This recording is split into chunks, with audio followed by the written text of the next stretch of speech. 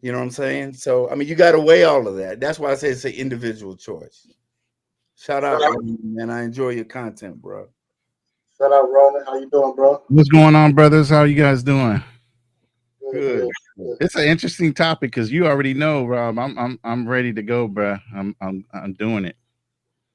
Real quick, I wanted to. So something you said in travels that I was gonna get to, and you said having something to come back home to, and I would say a few years ago, maybe like 3 years ago, I was in Colombia for like 3 to 6 months, and at the time, I think I experienced like being laid off or something, laid off, or my contract ran. I wanted it to, and my lease in my apartment was up too. So I put all my things in storage, and I was like, "This is the perfect time to travel. This is the perfect time to like live out the country." I got some money saved up. I'm about to get some unemployment, so I was like, I mean, let me live this expat dream. So I did that for several months. Then it was time to come back to the U.S. So I don't have a place. I don't. So all my stuff in storage. I don't have a place to stay. I do have a car. Somebody watching my car for me. So I come back to the U.S. Now I'm looking for Airbnbs to stay into. I am hitting up some of my fraternity brothers. Like, man, I need to stay with you for a few months until I figure things out.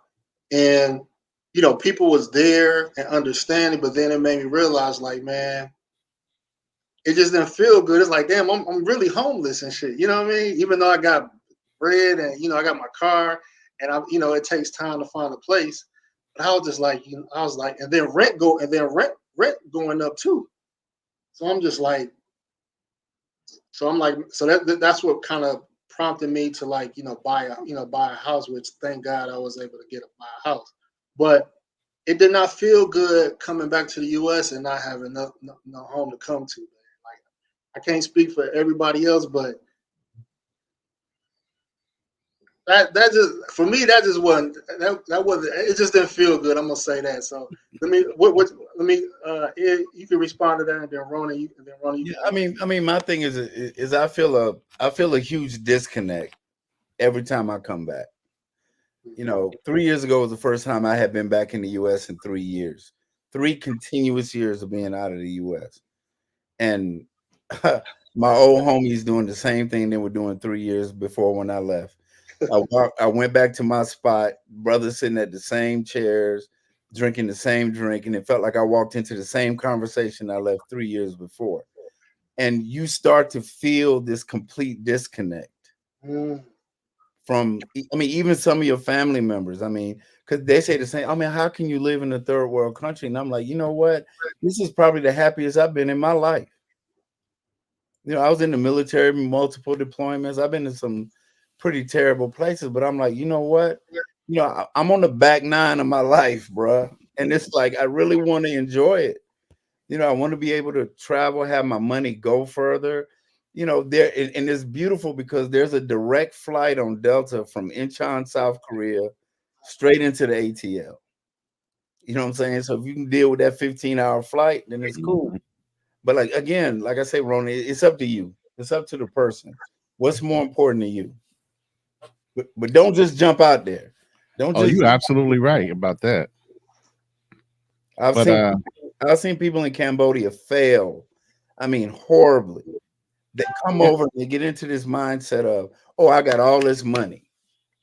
mhm. You know what I'm saying? I you, got you all this money, yeah, and you then hit they it just right on go the head, through it. man. You have to have a mindset for it. It's not for everybody. You Mm-mm. know, certain comforts that you're used to that you've been spoiled with here in this country aren't necessarily available in other countries. They're not. You know, not for the advantages you get for your dollar. You know what I'm saying? So you're gonna supplement or offset something for your peace, and you have to get to a point in your life where you pick: do I want to continue in this rat race and stay on this hamster wheel, or am I ready to jump off and be on my own and do the things I want to do in the time space that I want to contribute to it?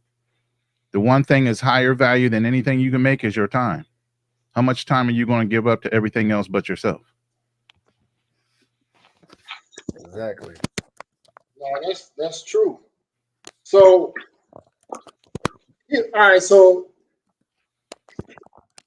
I don't know if you guys ever allowed yourself to experience this in a third world country, but I would say in like Colombia, you know, chicks I've been with. I even allowed myself to like stay at their place, their meager accommodations, just just to experience and like That's a it's polite way of very putting it. yes, it's very fascinating to take a shower. Well, one, you know, if use a toilet that doesn't flush, so that you got to fill it water and pour the water in the toilet to flush it out, or they're pretty much taking buckets, bucket showers sometime.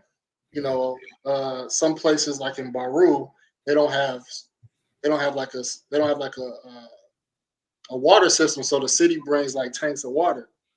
And people get water in the shower. You pretty much got a bucket of water, and you take a cup and pour it on you. Like I didn't feel out of place because growing up in the hood and growing up poor, you done seen everything. If you grew up in a hood or grew up poor, or whatever the case may be. So taking a shower, washing yourself up, you know, uh, it wasn't nothing like it wasn't like super crazy, but I'm saying that to say that there are expats that are living in villages, living in what we would consider shacks, uh, Mm-hmm. taking bucket showers, um, maybe a home with not a toilet, adequate toilet, uh, what you call them things, the electric things to like cook on, the Oh, hot plate. hot plates, yeah, Yeah. hot plate.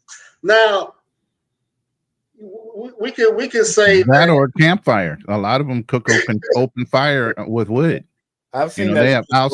they have outside cooking areas. My girl in the Philippines, she has an Yeah, outside cooking area I where was they about to still say have that. firewood stored and everything else. And man, it's immaculate what she's cooking on and everything that she's doing out there. Man, I'm like, whoa. But the whole thing is, my mom grew up like that. So as I'm telling my mom about what my girl is doing, she's like, "Yo, I grew up like that." She was chopping wood and throwing in a old coal wood burning fire stove back in the day. So she's doing the stuff my mom grew up in the 40s doing. Now You know what I I could mean? now I could do that. I could live like that in a third world country, knowing that I got a place back home. You know what I mean? So you know what I mean. You still want that umbrella. You want that safety But net somewhere. but You got to if, commit, brother. You got to Yeah, commit. bro, my first apartment in Siem Reap, Cambodia was $100 a month. uh, It was a 1 bedroom. It had running water. It had a shower, but no hot water. okay, I didn't have a refrigerator. I had a styrofoam cooler that I okay, went and paid 25 cents a day for a block of ice. I had the one eye butane stove that you got the little aerosol can that pops in. yeah, Mm-hmm. yeah. I bought a pot and I bought a frying pan and a couple of utensils, and that was $100 a month. But when I got the apartment, I never asked the woman did it have hot water. You I didn't never care. asked the woman did it have a refrigerator. I never asked the woman did it have a stove. I assumed that it It had was all coming. of this until I walked in.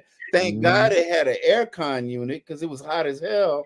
But that's when I said earlier, that's when I realized how entitled I was. Mm-hmm. But I've seen like my girl that I've been with, when we go out to the province to see her sisters where they live in a 1 bedroom house that's on stilts because during the rainy season Floods. Yeah. floods. They cook outside on that. They got a little hearth, a little concrete thing.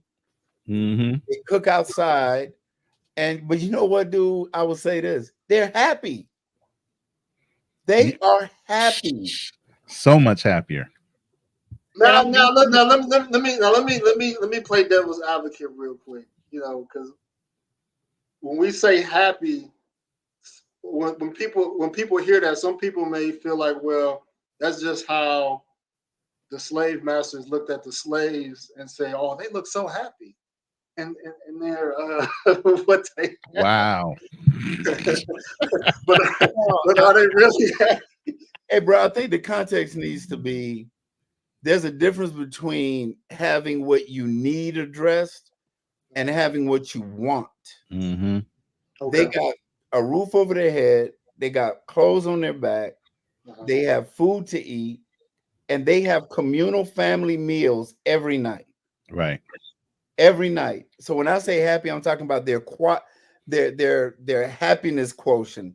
You know, Right. if you compare the quote unquote quality of life, no, they don't have the big cars, they don't have the big houses, they don't have the big, walk-in refrigerators and the 80-inch, 100-inch TVs Mm-mm. and all that. But you know what? They don't care. They really don't care. Just to add to that, Ed, is they don't miss nothing they ain't had before. We're the ones missing it because we had it. They're not missing it because they've never had it or had the desire to have it. They might see Americans live a certain way, but since they've never experienced it, it's nothing for them to miss. So it's us that would have to actually acclimatize and adjust, not them. Because if I tell my girl I'm going to the little store and I'm going to go buy some shorts, and the shorts are $15, she's like, "Oh my God, you're going to pay $15 for some shorts?" Mm-hmm. And she's like, "Hold on, baby." And then that night, she'll take $50 I give her, and she'll come home with a trash bag full of shorts, shirts, socks, underwear. And I'm sitting there like, what?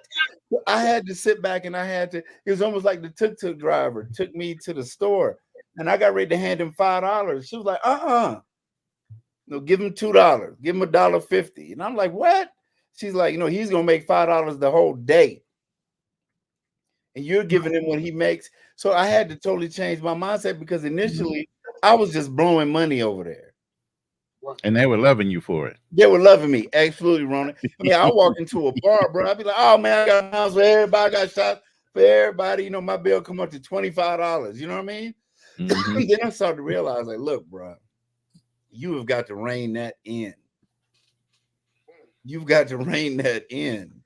You know what I'm saying? You got to change that mindset when you get there. But just like what you said, they've never had it. They've never ever experienced it. And let me ask you guys this. So, the first time let's say the first time you bought a home, or the first time you got that high paying job, how many years of having that did it take for you to say, okay, been there, done that, or to get out your system? When I realized I didn't have a home, I had a mortgage. I didn't have a car, I had a car payment. Say and that. I had insurance and I had maintenance. I remember I bought my BMW M5, and I remember the first time I had to take it to Nally to get an oil change, or the first time that I had a transmission leak, or when I sat back and said, "Okay, I want to rotate the tires on my car," and then the tech laughed at me. He was like, "Dude, you got two different size tires. You got bigger tires on the front, smaller tires on the front. Ain't no rotating, bro. You just got to buy brand new ones that are sitting there hitting you up for $500 each tire." And I started to realize that I'm living my life to pay bills. I'm never going to be independently wealthy as long as I work for somebody else, no matter what they pay me. Exactly. You see what I'm saying? So if I can sit back, especially now with the advent of remote work, dude, if you figure this, in Cambodia is 4,100 real Cambodian real to $1. So basically 1,000 real is 25 cents. Wow. Right? So imagine I'm making 100,000 US. Let's say 60,000 US.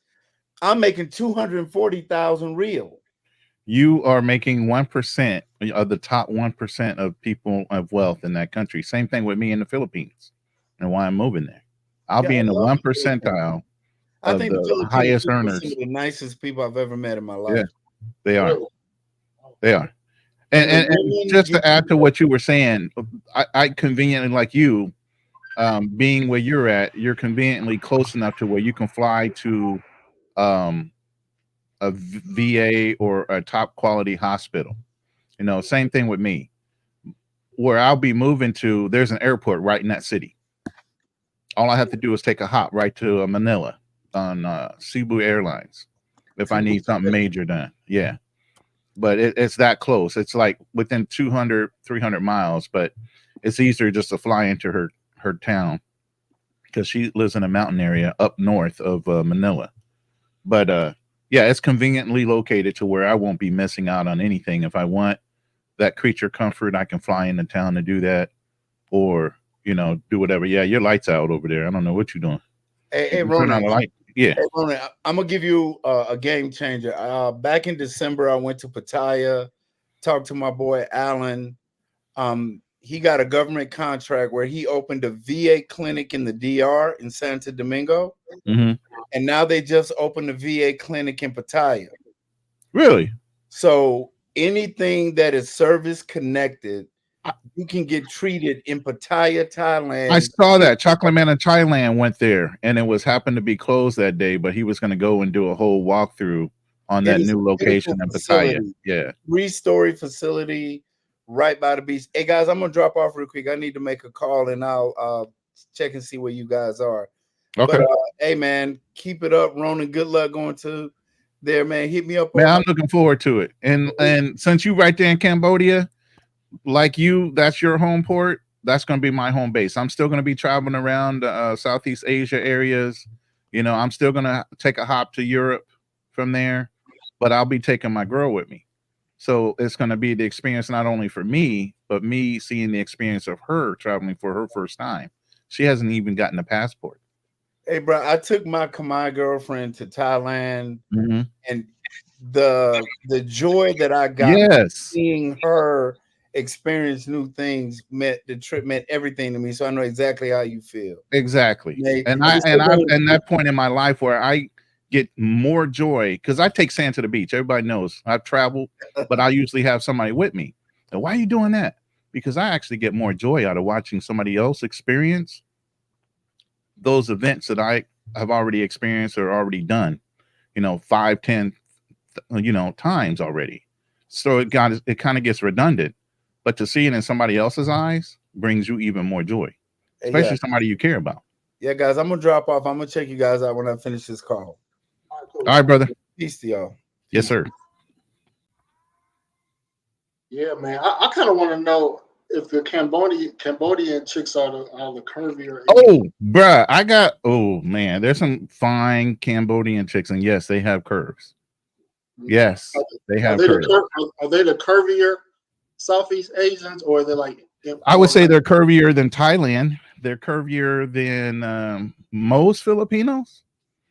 They have curves on them. There's a couple American Cambodian chicks there that are like drop dead gorgeous that I've run into.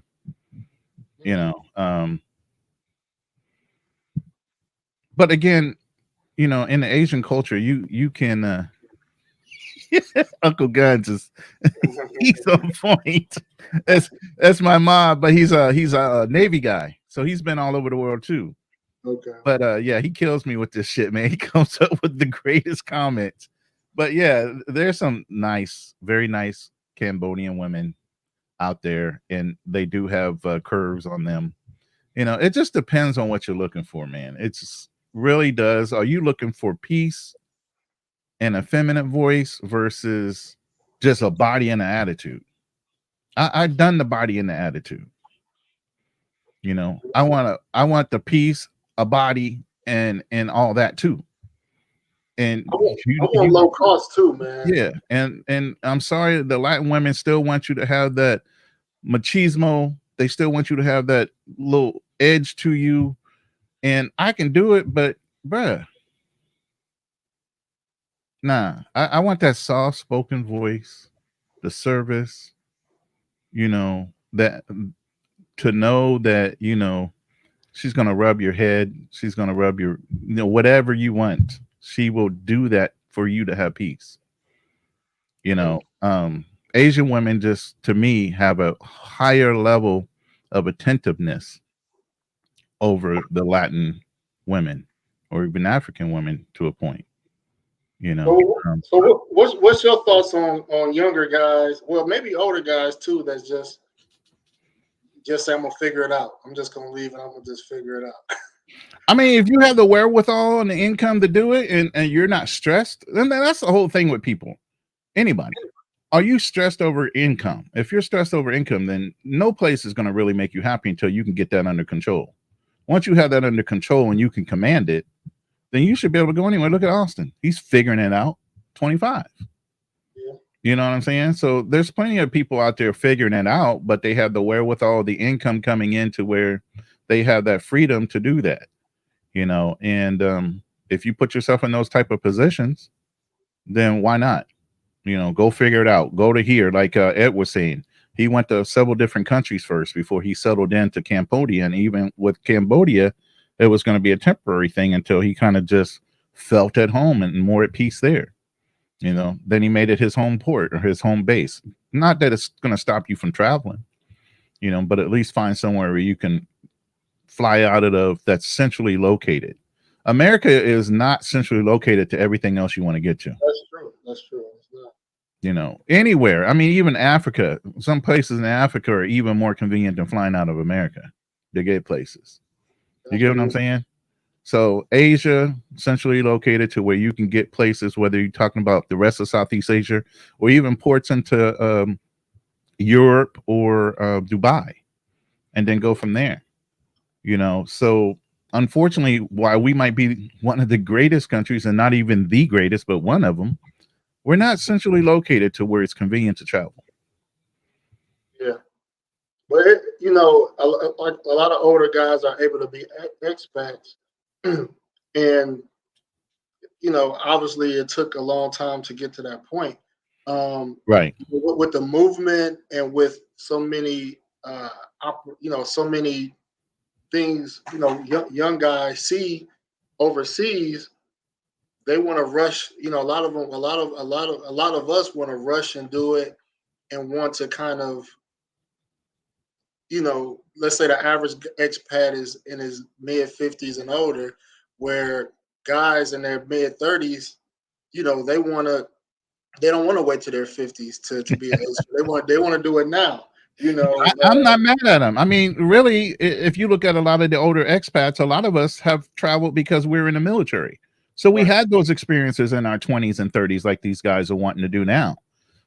We had it a little more conveniently because that was our job as well. So we got to travel and do our jobs all at the same time. So the younger kids now, they have the ability to do cyber jobs, whether it be cybersecurity or whatever, and become nomads and live abroad and still travel. I would say that would be a good route to do. I mean, to me, certifications are where they are. I don't really care about, and you know, not anything against anybody who has a degree, but there's a lot of guys out there starving even though they have degrees.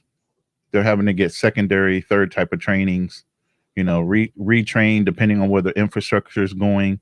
Right now, chips, there's a whole new edict that Biden signed off on called Chips and Science Act. So if you're not into processing of microchips and different things like that, he's trying to move that back to the United States. So he's paying for the infrastructure to have that done. So if you're looking to stay here in the United States, that's a good place to be. But if you're not, and you're looking, you have to find jobs and interest where it affords you the ability, even at a young age, to travel and maintain a decent income coming from America. Anywhere from $2,000 to $3,000, you'll be fine in damn near any country you go to. Right, but we know everybody can't. Well, right. Everybody isn't able to do like IT. Maybe they don't have the mental know-how. Right, and that's understandable too. Yeah. You know, I'm in one of my WhatsApp groups, with some with an organization I'm in. You know, they always post jobs, and what they're making now, entry level, is way more. When I started, you know, got out of college, like in Chicago specifically, like a state trooper entry level was starting like 90,000. You know, in some counties, firefighters making six figures like entry level. And Yeah. I'm just like, man, if I was in my young 20s and entry level was 90 to 100,000, I would want to choose that over thinking about being in another country. Like I want to stack. I would want to be able to. But you got to understand that job comes with risk, and that's why you're getting paid that amount of money. Right. I mean, just like the military, that job came with a risk. A firefighter, that job comes with a risk. Law enforcement, that job comes with a risk. So the pay needs to equal out the risk factor of what you're getting paid. Now, can you do a desk job and make that much money without risking your life? Absolutely. If you're trained right and you have the right degree or the right certifications and the right type of job, it's up to you whether you want to risk your life. If you're not an alpha male, I can't see a beta or somebody else trying to go and get a job with the police department. You get what I'm saying? So again, it's kind of catered towards the type of personality of the person you're dealing with, whether they want to take those jobs. Booker T just came in here, said crypto, real estate, stocks, and entrepreneurship. He's naming off a whole bunch of things that don't cost your life as part of the currency in order to get that income. You know what I mean? So then that's a cost analysis in itself. Are you willing to risk your life for the type of job that you're doing in order to equate out that income? But in the meantime, fellas, there are very good jobs that I'm seeing coming up. Entry level, no experience. Mm-hmm. 85,000 and up. You know what I mean? So while you figuring it out, grab them up. Yeah, do what you got to do. Stack your cash, invest it well. Yeah. Now, it's two sides to a coin. You know what I mean? There's a lot of great examples of what expats are doing. But I got to talk about the downside too. I see somebody tried to come up, but your connection might not be doesn't seem to be strong enough. But yeah, like the white guy, Ryan Trout, it was older white guy, and I remember I watched a video he was saying, and he was telling his audience, he has sex with all the girls he could imagine between Uganda and Kenya, and he was like I said, he was living in a village, very very very meager conditions, and he was just saying like how he ran out of money to the point where he was needing help from locals. I mean, they barely could take care of themselves.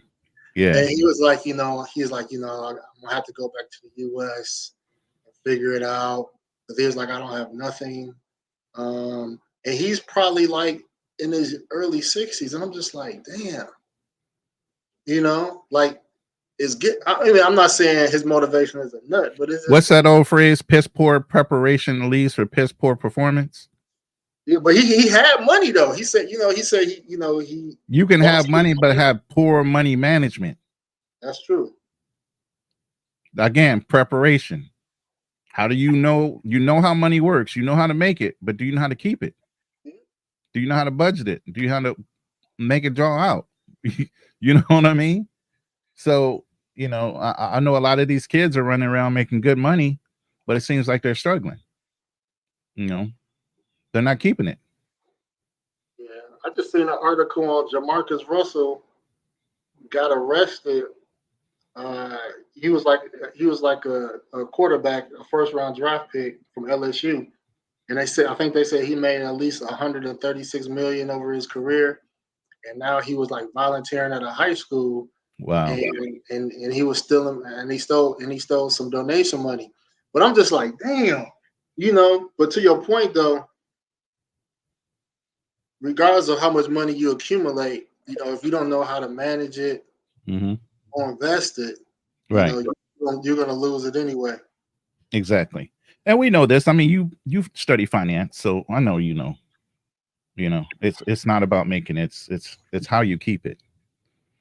Zero to Hero says, I think it's only worth it to be an expert if you have money, You should be in the top 10% of that country. 1%, not even 10. You're in the top 1%. People trying to be experts on a hope and a prayer. Yeah, and that's what I'm trying and that's what I'm trying to address, because we know some great examples of expat. You don't want to say his name? Like good examples or bad examples of expat. Bad examples. Bad Good examples. example of bad examples. Let's put it that way. Good examples, that people recognize, like Taylor Made, retired. Yeah. Andre crossing borders, married and doing well for himself. Even Zoom to Thailand. International Zoe. International Zoe. Yeah. There's a very good list of people to follow, not the J Rillos of the world. Please don't do that. But most of those guys I just named are probably 50 and up. Yeah. But I mean, there's a lot of younger guys that are low key. I mean, I don't want to throw dirt on the guys that are traveling. I think there's a guy named Skyler. I think he does like some type of investment type of job. You got the young kid, Flight Madness. He's doing some type of job. He's home ported in China. A lot of these young kids are, and I'm calling them kids because they're in their 30s. I'm sorry. My oldest son is 38 years old. So excuse me when I say kids. I'm actually 56. So, but there's a lot of guys in their 30s that are figuring it out. The ones in their 20s are still struggling. But if you're in your 30s, I think those guys are handling what they're doing quite well. I mean, even Travelversity, there's so many of them out there that are still, holding it down, putting out content, and moving well. Look at my boy Bert Ross. Bert is out there, man, doing his thing, low key, just stomping around the planet, man. I'm like, dude, you need to get on a mic. You need to start telling people what you're doing. Stop moving like that and not sharing it. You know what I'm saying? Because he does such a good job at it, and you got It's Jay Clyde, damn near married, living in a high-rise apartment in Colombia. One of the places they say you shouldn't go to, Medellin. He's living the life right there in the middle of it. No drama ever. Now, do you let me tell Uncle Guns, I'm not streaming from the No Excuse channel. I'm streaming from the Passport Bros podcast channel. Yeah, promote that one for him, please, Uncle Guns.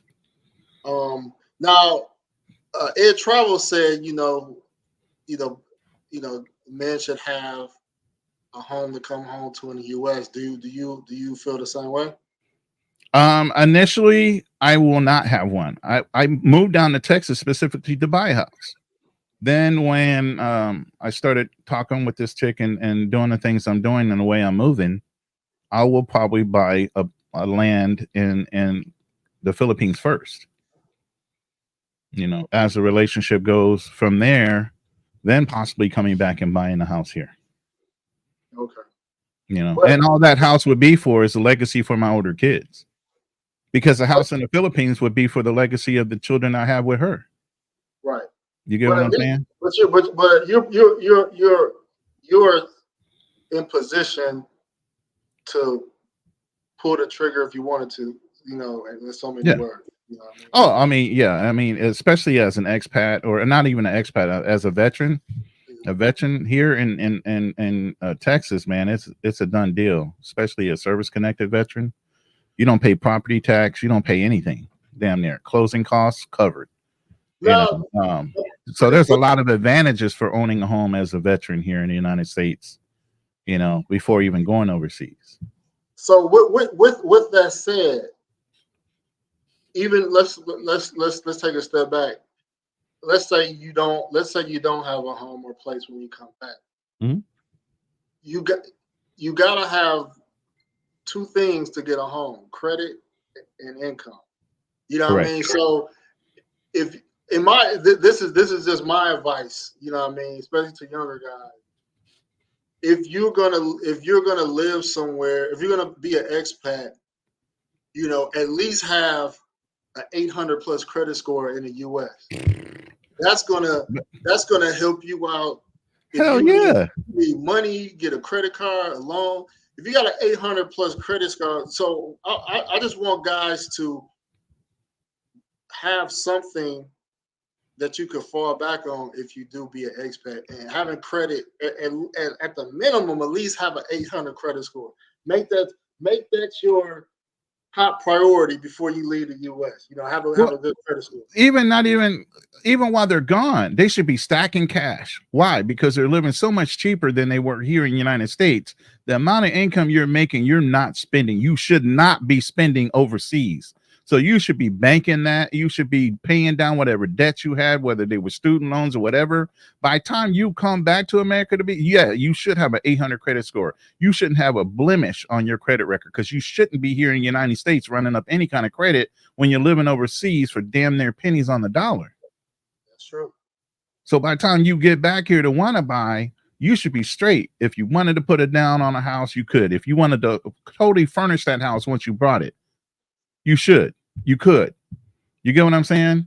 You should have full ability to do whatever you want. If you lived overseas for 4 to 5 years and you just made sure that you paid down all your debt based on the fact that you're living at a lower income rate, you should be fine by the time you come back here. Matter of fact, that's a good way to fix your credit. Go overseas and live over there for a while and pay down all your debts. Pay down all your, get your credit straight. By the time you come back here, man, you clean as a whistle. You can get anything you want. Yeah, the moment you step foot, credit is so good that I know people with perfect credit scores, and they don't, and let's say they're just looking for a job, their credit score will get them approved without them even doing an employment verification check. Like they just know, like, okay, we can trust this guy. We don't need to check anything further. Bruh, not only would you come back, you would have money in your savings and your checking. So they look at your debt to credit ratio. They're seeing that you have multiples, tens of thousands of dollars sitting in both accounts, not really doing much with it, it's just sitting there. Who's going to tell you no? Nobody. They want you to access that money. Matter of fact, they want access to that money that you sat there and saved. All you're doing is leveraging your income against that loan. So you're tempting them to back you. Now, you go in there and you ain't got a penny to fucking pot to piss in, and you trying to get a loan, you barely have $500 in your bank account. Of course, they struggling to approve you. You got 20, 30, 40, 50 plus thousands of dollars in your account. They ain't got no problems with you, especially if you have a high credit score. You get whatever you want because they want you to default. They want you to pay those late payments. They want to get you in that system again. Uncle Gunn said, I'm working on an apartment complex for guys to bunk bed, to get out of debt and get their life. That's a good idea, man. That's a good idea. It's an outstanding idea. More to come when I get my channel. Yeah, that's a good idea, man. Even when I was when I had to meet the requirements to buy a house, and I was like between Airbnbs and staying with some of my frat bros, that cut a lot of, that allowed me to meet my saving requirements from my lender, you know what I mean? Because I wasn't paying rent. I was probably throwing them a couple $100 a month. And so I was able to save, get certain things in order. And so, yeah, that's a great thing. Guys, men, young men, older men, if you need to get your life together, it starts by just downsizing. And we can get back up quick. 6 months, a year, is not a long time. To just be out the mix, get your shit together, and be back on top. But yeah, you gotta downsize. You gotta humble yourself. If you gotta live with somebody, if you got a roommate, you might not be able to fuck with no women because you can't be broke trying to mess with women. But just leave women alone. But again, the guys we talking to shouldn't be wanting to fuck with the women in the United States anyway. They're wanting to go overseas. So that's true. No, that is very true. I'm thinking about like college. when I was in college, I would say that I wasn't, as responsible like with like loans and stuff like that. Mm-hmm. But just knowing like how I moved, like if I would have known about like the travel stuff and me want to learn another country, I would have maybe did a semester overseas where I could take classes online. And I ain't gonna lie, like my refund checks used to be like between 5,000, Wow. 7,000. Wow. One moment it was 10,000 refund checks to cover my living expenses. Oh yeah, you could be living large on that overseas while you going to school. So yeah. So I'm in school for a semester, taking online classes. I'm getting let's say a $5,000 or more refund check. Yeah, and getting the best treatment that I could ever experience in the U.S. So that would have been sweet. Now, how my when my grades would have been tight, I can't really my concentration would have been on school. I can't really say, Yeah, but at that age, yeah, you could be easily distracted. So it could be a little bit of a downfall with that. But yeah, that's a great idea, actually. I mean, it's you got AI now. You got people using AI to do their classwork. Mm-hmm. I wonder how they check for that now. They have systems to check. I was talking to some of my nieces about that. They got systems to check that. But and a lot of women some women I talked to in Africa, they actually get paid. People, it's crazy how I'm gonna say them folks get ahead because there's like women in Africa saying that there are people that pay them to write papers, and Mm-hmm. I was like, damn, you know what I mean? So they're outsourcing their schoolwork, papers, to people in Africa, man, to do their work. I was like, man, that's crazy. Yeah, That is crazy. I mean, even if you have like an AI write your paper, all you have to do is go back in and retouch it.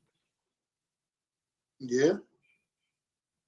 Change a couple phrases to how you would say it and keep it pushing. Yeah. And this is the thing I used to tell people about college. My major was architecture. You were in engineering or math. And all college is just showing a job or company that you know how to take in information, understand it, and regurgitate it. Yeah. That's all it's about, to prove that point.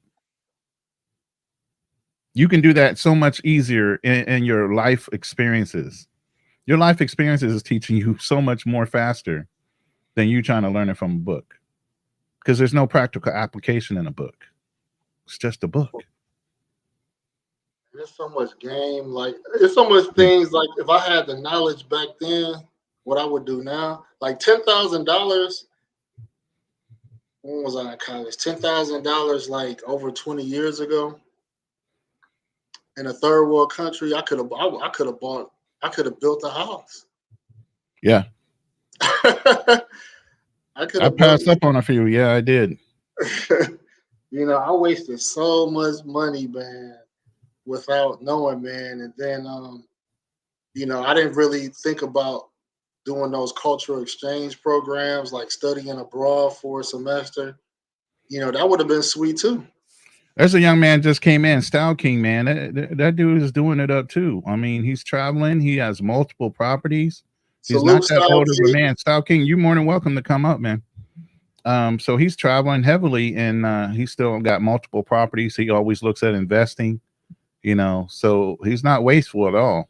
And he's moving like I said, there's a lot of young guys out there moving under the radar, ain't publicizing a lot of their stuff. Yeah. But they're doing it properly, and building wealth and resources at the same time. It's so much game out there. Like Antonio said, if we only knew back then what we know now, yeah. True facts. credit, like I said, From credit. women to credit to everything. If we only knew If you in then, college, you know what I oh mean? my Like, God, I would have been a demon, even more so.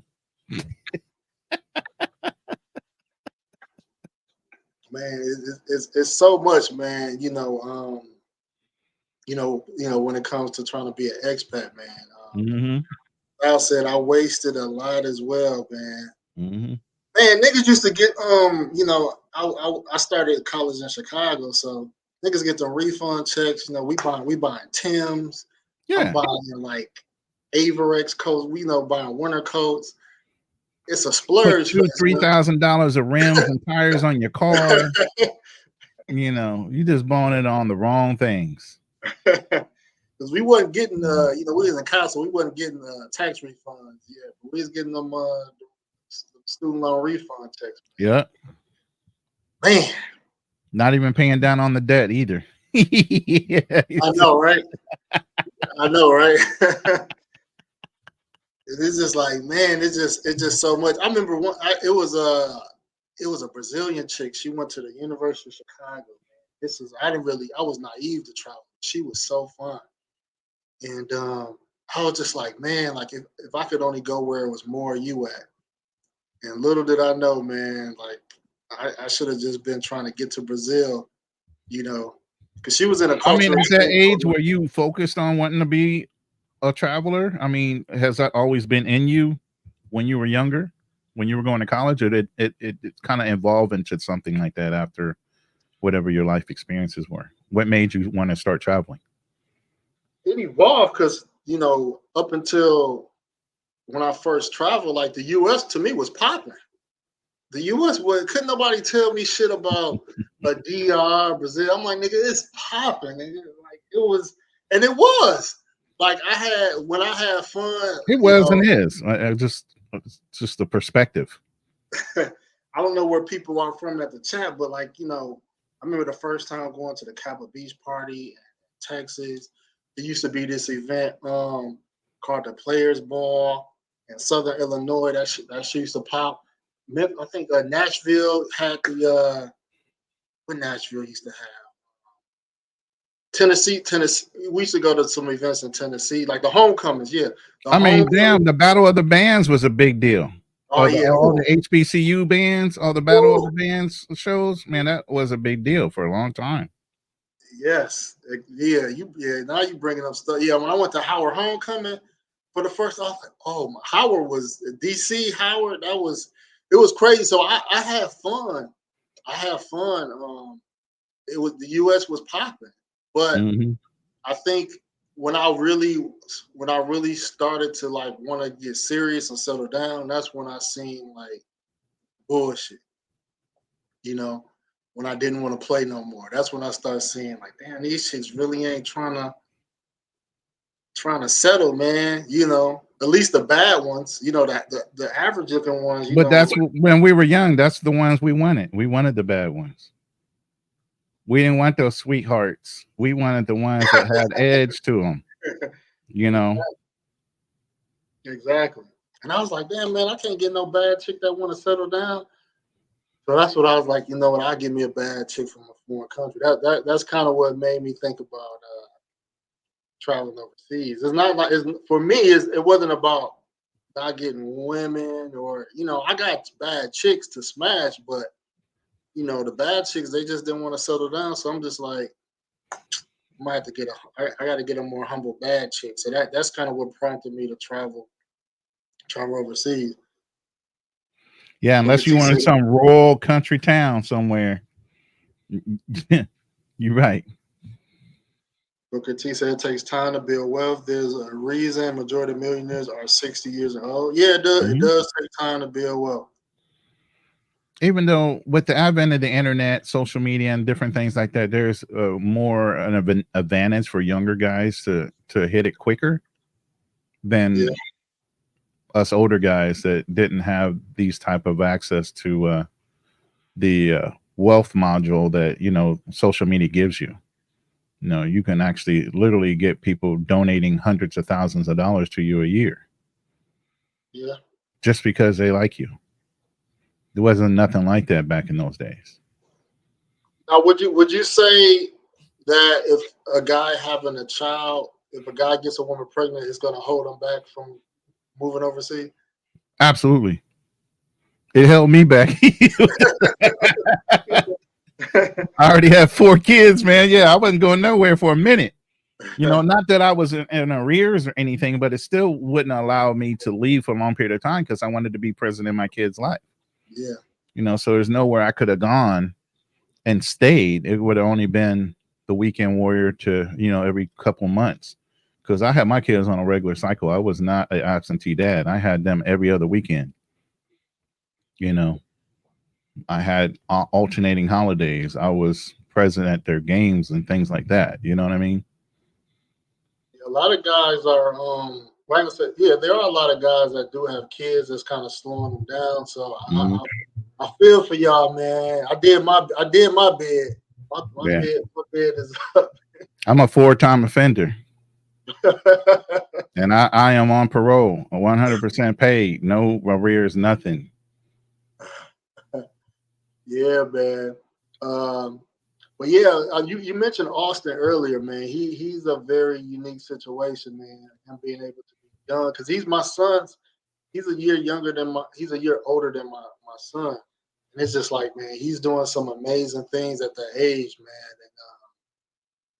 And I gotta ask him like what prompted him to travel, or what got him even onto the travel space, man. I think he's addressed that a couple of times, and I think it came down to him just noticing, the American women's attitude, and he said, "I'm not even going to put it on just black women.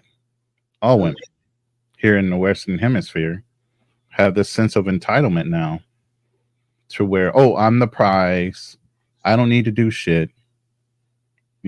All your money is still my money. I don't need to put in on anything."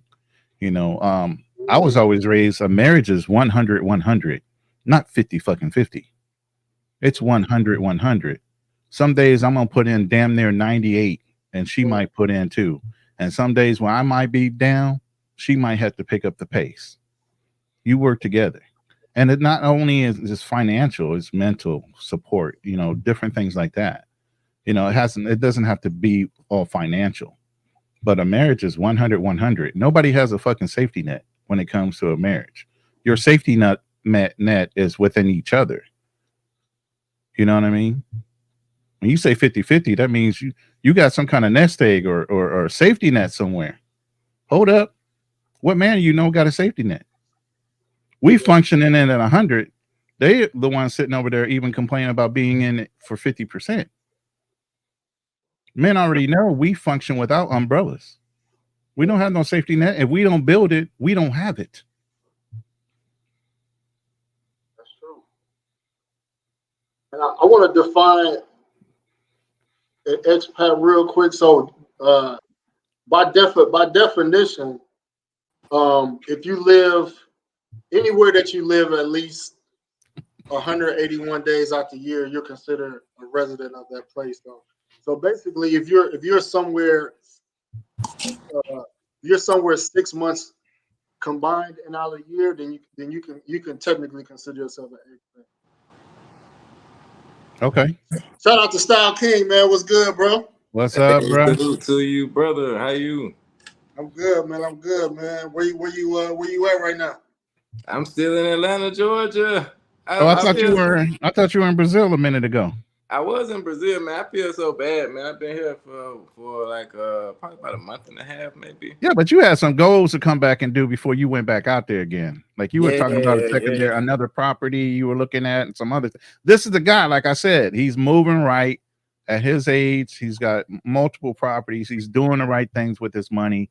He's still moving around the planet. He's looking for that girl, but he ain't found her yet. These are the type of young men that are good examples. Oh shit, here comes Darnell. But let's Style King say what he needed to say before you jump in, Darnell. Go ahead. I was just gonna say, man, I appreciate the accolades, man. I'm just, just like you guys and everybody else, man. We just, trying to do good, positive things out here, and make that image look a little better. Hopefully, if we can get a couple more voices in the space. But yeah, I'm definitely looking. I'm trying to get this new property, man. I just talked to the broker, so I'm trying to get that done. But I feel bad, like I'm not traveling. I'm like, man, I've been talking to people. Like I'm What you looking at doing, man? Come on, business versus travel. There's a time and place for each one of them. You doing a lot. Oh, you in the property market? Hey, brother, I got a whole acre for you out here, man. Where you at? I'm in Phoenix. Oh. I got a whole acre for you, brother. He's like, hold up, wait. No. Where in Phoenix though? Are you way out in the sticks? Or are you closer to like, prime real estate area?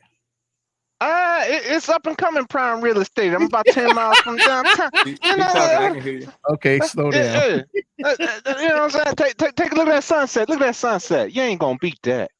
Yeah. Look at that sunset. Don't that look good? Look at that. Picturesque. It do look good. Mm-hmm. Oh, Arizona sunsets are very nice, but that's again, it's just where you at. I mean, I got small goals, man. My company, my real estate company is super small. I got a question for Styles King, man, because a lot of young guys need to know this. So I don't know when you came in yet, but I was stressing that Ed Travel was up here earlier, but we were talking about having a place to come back to if you do leave the U.S. And one of the things that I mentioned was that even if you don't have a home, you want to either have good credit or meet the retirements to get a mortgage. So since you in the game, you know what I mean. I know guys that have gotten loans through what you call them lenders, people that lend you money before high interest rate. The what do you call that? Hard money loans. Yeah. I know people did hard money lending, but do you have to have an 800 plus credit score to get a mortgage? Or no. I mean, it depends. This is for Style Kings. Hold on, Darnell. This is for Style Kings. Oh, my bad. I mean, I would just say it helps definitely to have I had an 800 credit score for a while, but my credit score right now is not 800, so it still can work. But I mean, the whole thing is you have leverage now. You have assets. Yeah. I mean, it's a lot of different things that go into being able to secure a loan. I think it's just like a lot of things that people on the majority, like we have a collective of people that think that if you get a 800 credit score and you got a bunch of cash, then you can go and do whatever you want. But it's a lot of things that go into it besides that, especially when you're trying to get a loan, like your credit history. A lot of us are too young to have a super in-depth credit history, so it's a lot of things that we don't know about that you'll find out once you get your, like, that's what I'm saying, like once you get to the point in life where you getting things and it's going, and then you realize that people don't know what they're talking about when they tell you things about buying stuff. Mm-hmm. It also depends on what type of loan you're looking for too. It's very complex. You know what I'm saying? Yeah, well, it is for me because I'm a beginner, so it's complex to me. But I guess after, like I said, it's about your history though. So you gotta just stay in the game and keep going, and you'll get more and more and more. You gotta stack it up. You can't just think you're gonna jump in the game and take off. It's hard. It's hard to do unless you have millions of dollars to throw around. Right. Yeah. I mean, like, not that I recommend you do this. Again, this is a don't do, but I mean, you can actually move into a house with 3%, FHA. And actually, Ronin and I, we're both veterans. You know what I'm saying? They got the VA home loan. Yep. Down payments. Yeah. I think if you just got to pay the application fee, I think it's like $1,000. I think that's it. Yeah. No closing costs, no down. I think it just depends on what state. It just depends on what state. Huh? Go ahead. I'm sorry. No, I was asked. I didn't hear what you said, Style King. Go ahead. I was saying just a lot of people are scared to get that first home, but that's gonna be your number one thing as somebody that doesn't come from a lineage of money.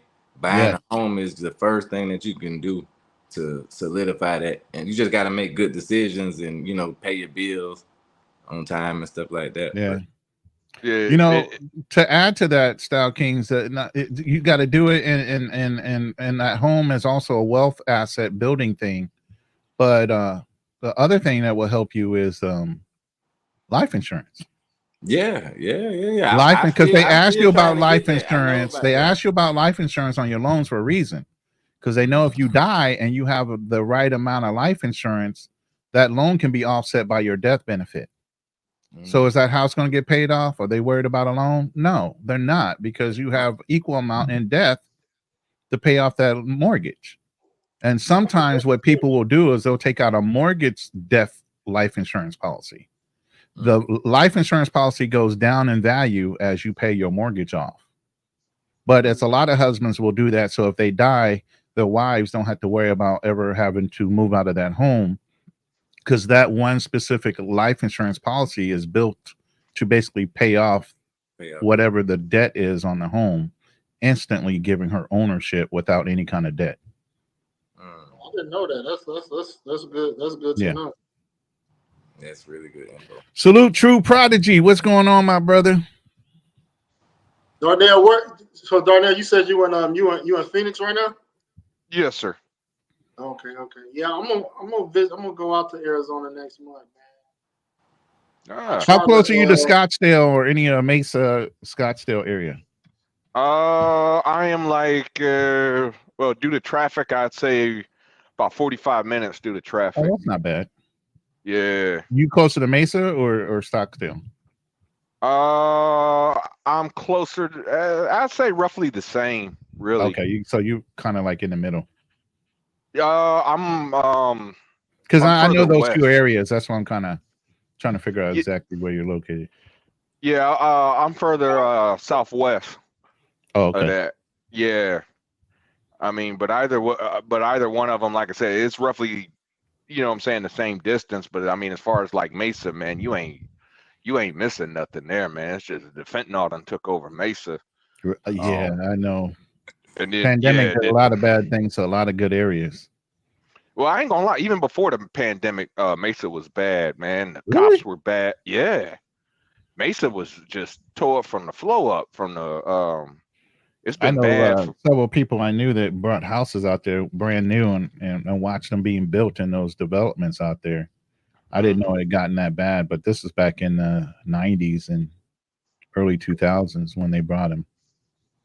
Yeah, when I first moved out here in 09, Mesa was, I mean, it had bad areas, but, you know, keep in mind, this is 2009. They had bad areas, but it wasn't too bad. I think what happened, you know what I'm saying, and as the price of everything else went up, because Mesa used to be dirt cheap.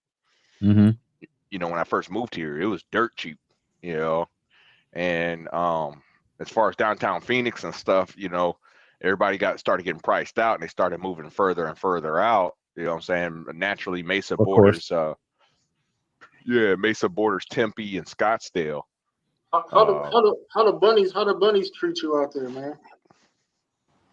Well, me, I mean, not so good. You know what I'm saying? I'm not Denzel. You know what I'm saying? So, you know, but yeah, I mean, from what I hear though, yeah, man, I mean, they'll mess with some black. Hey, don't turn me into QB Willie up in here. You can fix those problems. You can fix those issues. Shoot. I'm just saying. Man. If you know what I'm talking about, if you know QB passport flexing, you know he's in the looks maxing. Yeah. Trim that beard up, brother. Get that haircut. You know what I'm saying? Just stop it. You can do better. Hey, man, my ex tried to come back. You know what I'm saying? Or you know, nah, bro. Let me tell you something right now. I'm gonna tell you as an older man, you never backtrack in relationships. Oh no, all I ain't gonna do is that. Remind you why you broke up in the first place. Oh Don't yeah, even entertain that hoe. Don't even entertain that hoe. Nah, I ain't gonna entertain her at all, bro. Like, I mean, matter of fact, I mean, she's legally married, trying to come back. Oh hell no, yeah. No, that's what I said. But you see how twisted they are. She got in a whole nother relationship. All of a sudden, you just supposed to be so forgiving and let her back in your life. I know, right? But get this though, man. She lives down in Mexico though, and she married to an American dude. Yeah. Did you try to? Do you want to be an expert? You're jumping in and out. Rob, or no excuse. You're jumping in and out on your mic. Hold on. Y'all can hear me? Yeah, now we can. Oh, Styles Kings. Do you want to be an expat? That's a great question. I definitely would love traveling Tony in a bit. Hey. What's up, brother? What up, man? But yeah, man. I seen y'all was on. So let me say what up. I never catch you live, so. How you doing, bro? Yeah, man. What's up, Star King? How everybody doing? Yeah, All right, Tyler, good. Tony, you right there in Africa. So I don't know if you know No Excuse in his African Sunday weeks and his podcast, but y'all should get to know each other because y'all traveling in the same circles. That's the homie, man. Oh, I didn't know. Yeah. No, I'm good. Okay, good. Yeah, that's the homie, man. Yeah. We kicked it out here. Oh shit. We be chilling. Yeah, No Excuse. We be chilling. So real quick, what was you saying, Styles? Okay, so I definitely agree with the expat thing. It's just I don't know if I will. I don't know how long I'm gonna be in and out though, because I definitely want to be here, for a couple months out the year to do different things and keep my feet wet as far as the market and things like that. I don't want to get out of the loop yet, but I'm definitely trying to get out the loop on the rat race. So I will be trying to be overseas the majority of the time. If I find something, a reason to be there 100% of the time, then I will be. I never try to make a claim into a definite. I'm still looking for my other home. So keep my options open. I still want to be back and forth. Like my ideal situation is to be, let's say, in a foreign country, let's say 8 months out the year totally, and maybe 3 to 4 months in the U.S. totally. So I can agree with that. maybe 3 months, come back for a month, another 3 months, come back for a month. Because I got shit I gotta check on, so I can't. You know what I mean? I got shit I gotta check on, so I gotta come back, man. So Tony, man, salute to you, bro. He is hold on, I don't know whose echo that is. He's somebody that I would definitely like to be like when it comes to being an expat, man. He picked a great country, settled, and living a dream, man. So what did you give up, or did you give up anything moving to say Tanzania? Yeah, I gave up all my shit. The only thing I have in the States is gold and silver with my parents. But other than that, so I told them I had my iPad, couch, bed, OLED TVs. Let them keep all that shit. But gold and silver, I paid for, so I need that back. I need that back.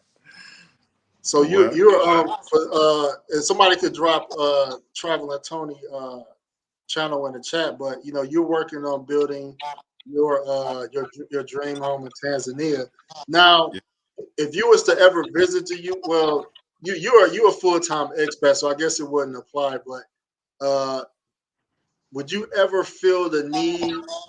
Let's just say Tanzania. Let's just say the government just say shit just went crazy in TZ, and you was like, man, I gotta go back to the U.S. Would you feel the need to have something to come back to, like a home, or that's something that you could easily get if you decided to come back? Well, because I'm a veteran, I don't have to pay property tax, so it's kind of easy to get a home. But that's like last case scenario. We would have to be World War III. Currencies are shut down. I have no way to eat or something like that for me. Like going back to America, I would go to another African country before I go back to America. So, I'm just keeping it real. If the dollar's still valid, I'm going somewhere else. Right. I'm not going. I mean, my thing is, even in World War III, I mean, technically, you know, damn near all America is getting bombed anyway. Why would I want to be back there? Exactly. So it would have to be something like I said. They cut off my funding source. Like, you know, if the VA. What branch were you in? Army? I was Air Force. You're Air Force. Okay. Okay. So corporate America. Chair Force. hey, I was a cop, man. That shit was whack. You know, I had to be in the woods and shit. Hey, at least y'all got to wear berets though, man. Oh, them berets was cooking in the sun though, bro. Yeah, I used to hate. I hated those. I ain't gonna lie, I hated. Nah, I mean, you talk about cooking. Imagine being at Fort Lewis. I don't know if anybody been to Washington State, but like it's like a rain. It's not a real rain. It's like a mist constantly hitting your face, and you got this wool beret on. It's always wet and soggy, and the right flap. You know how you fold it over.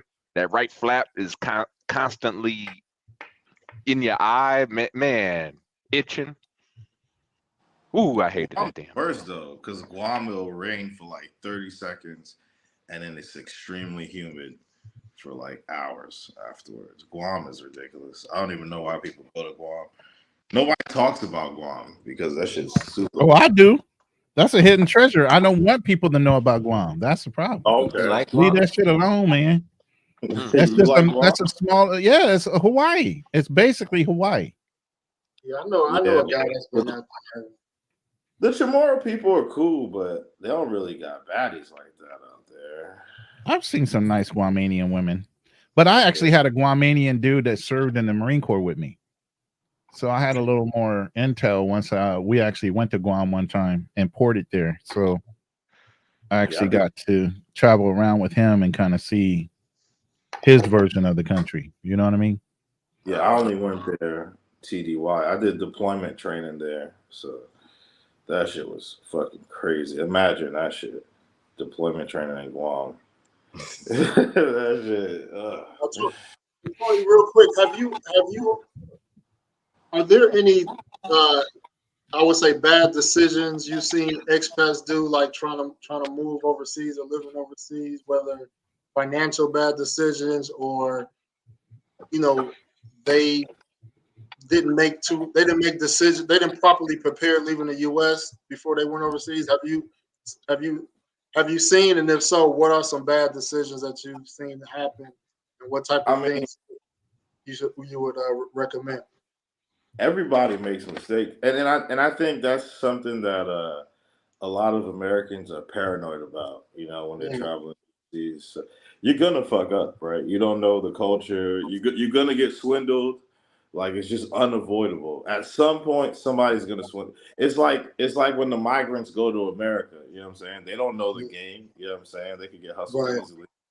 You know, sign up for this. Give me your social security number. Got them. You know, like, so. Shit happens, you know. You just gotta. You said what? Well, if let's say young guys watching Awesome and saying, you know what, man, I'm about to just say fuck it, man. I'm gonna save $2,000 and just go overseas and just figure it out, man. Like, some people are gonna take that as, I don't know if that's the best advice for a young man to follow without any type of plan. You know what I mean? Like, every man can't be taking these type of risks. There has to be a calculated risk behind it. You know what I mean? So we're influencers to a certain degree. So we're influencing younger men, you know, and they're seeing what we're doing. But I don't want.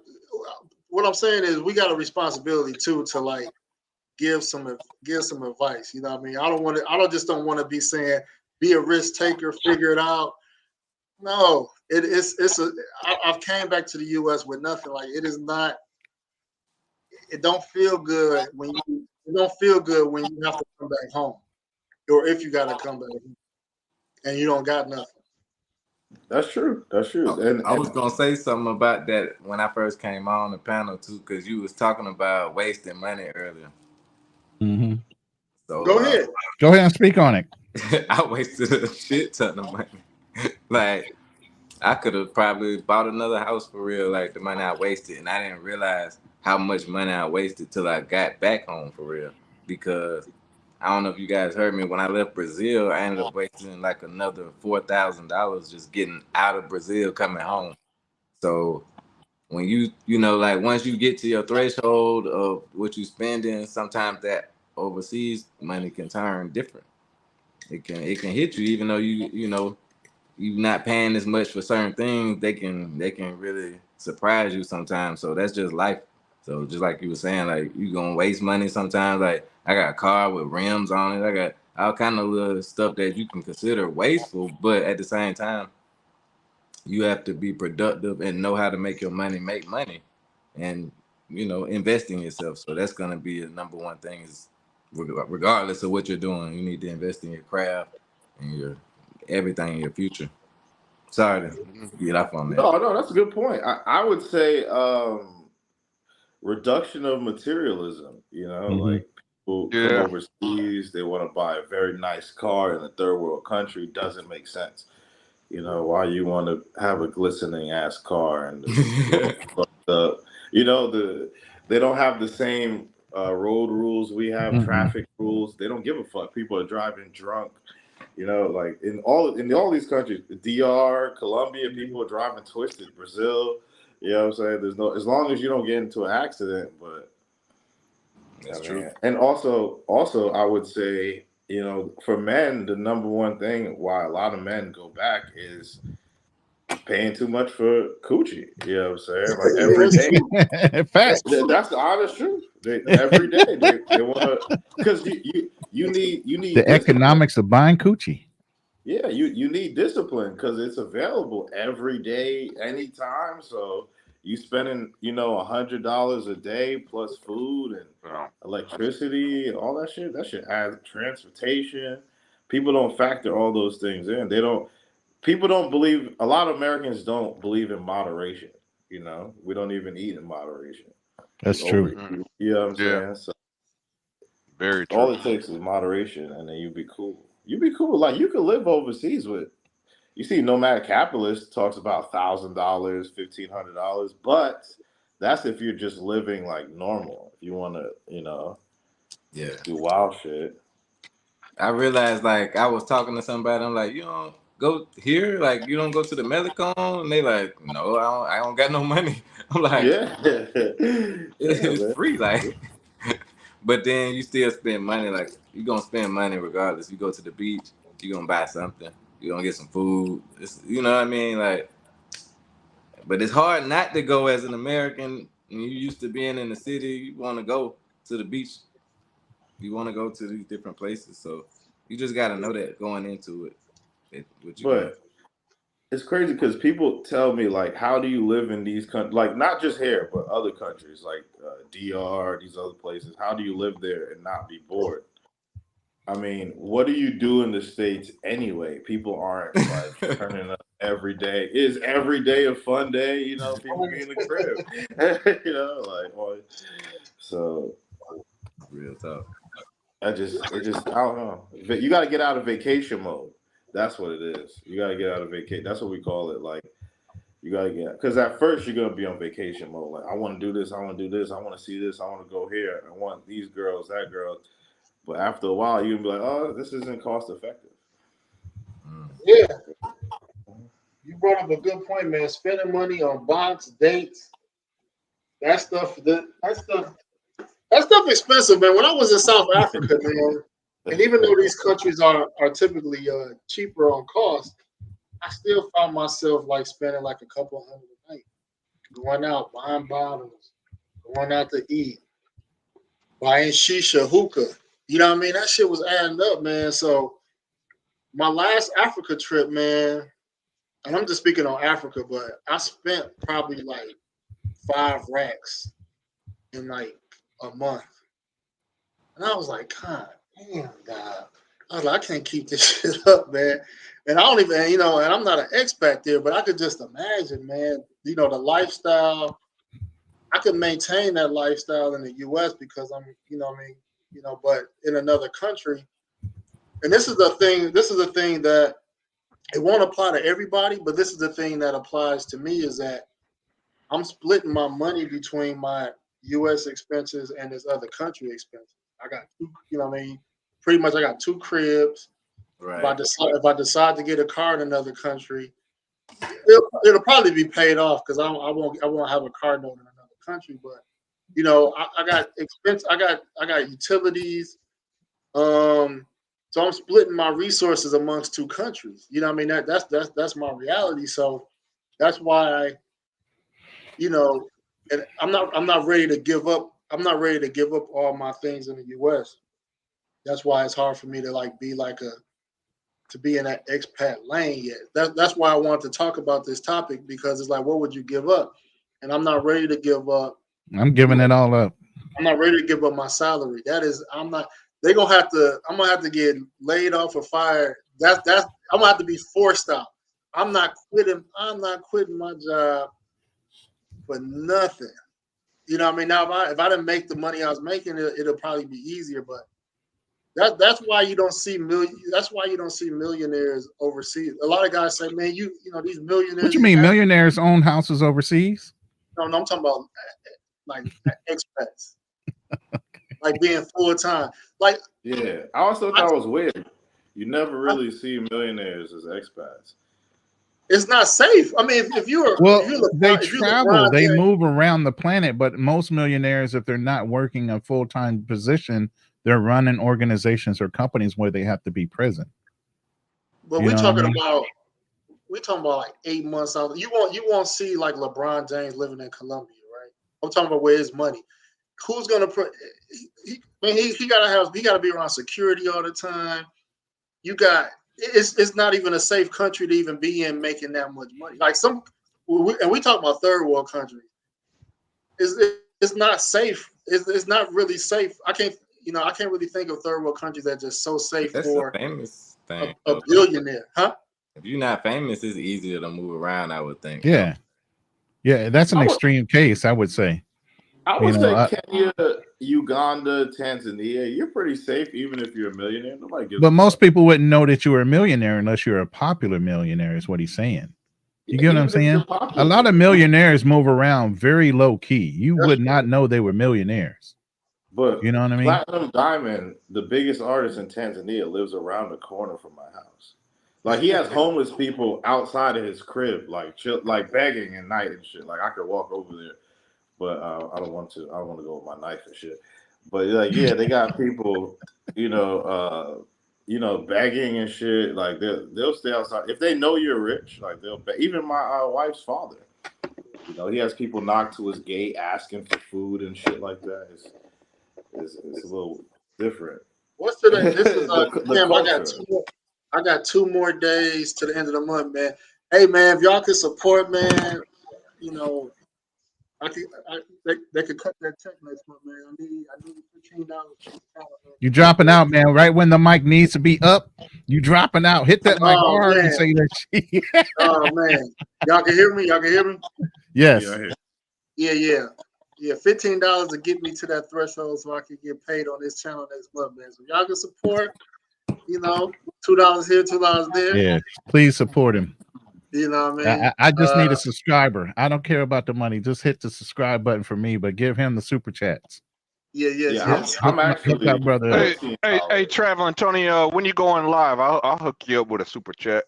I'm talking about for Passport Broadcast right now. We ain't talking about Traveling Tony, but yes, please go subscribe. Oh, my bad. I'm sorry. I need my mods. I need all my mods to drop Traveling Tony's channel in there.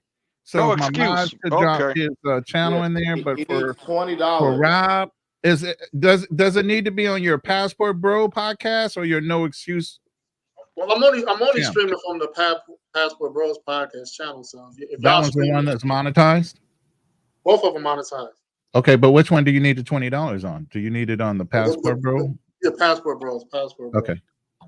Passport. So hit the Passport Bro channel and drop your super chats on there, because I know some of us are simulcasting. So, but if my mods could put Traveling Tony's channel in the chat, I would appreciate it. Thank you. Oh yeah, I appreciate it. Yeah, I'm gonna be dropping videos more. I'll go live every once in a while, but my wife's family's about to be here because she's gonna give birth. So Congratulations, your first child. yeah, man, my first child to make it. You know what I'm saying? So I understand that too. yeah, man. You know, Congratulations. Congratulations. Thank Yeah. you, man. So I'll be When going. you say about, what you mean like as in like? But you dropping out. What's going on with your mic over there? I'm using my computer mic. When you say about Tony, you're saying like she's about to like any moment, any day. Like in 2 weeks. 2 weeks. Yeah, you can pretty much say any day because that could come any day. Yeah, now. pretty much. It could happen Mhm. earlier. So 2 weeks. So I'll be dropping a lot of family. The whole family's gonna be here pretty much. So Oh, that's dope. Oh man. yeah, they'll be staying here. But I'll be outside. Hey, salute Style King with the $10 super chat. Yeah, salute, man. Appreciate the $10 super chat, bro, man. Always holding it down. Man, that's a blessing, man. We about to have a passport, bro, baby coming. It's gonna be a boy or girl, or you can't say it. I don't remember. Well, I don't. Not that I don't remember, but Stop they that right now. You better control that right No, now. they didn't. They, you know, babies be moving and shit. So they were like, it could be a boy. I hope it's a boy. It'd be cool. But hey, you got another super chat. Oh man, Booker T, man. Appreciate the $5 super chat. Said good fortune and safe travel to everyone who reads this, man. Appreciate it, man. Appreciate it, man. I think I I hit wonder if my the goal. sun came up. Let me see. I might go to the gym. Oh, my back. You know. Now, hey Styles, well, I know I know you was thinking about hitting up Africa or talking about Africa, man. Where you at with that, man?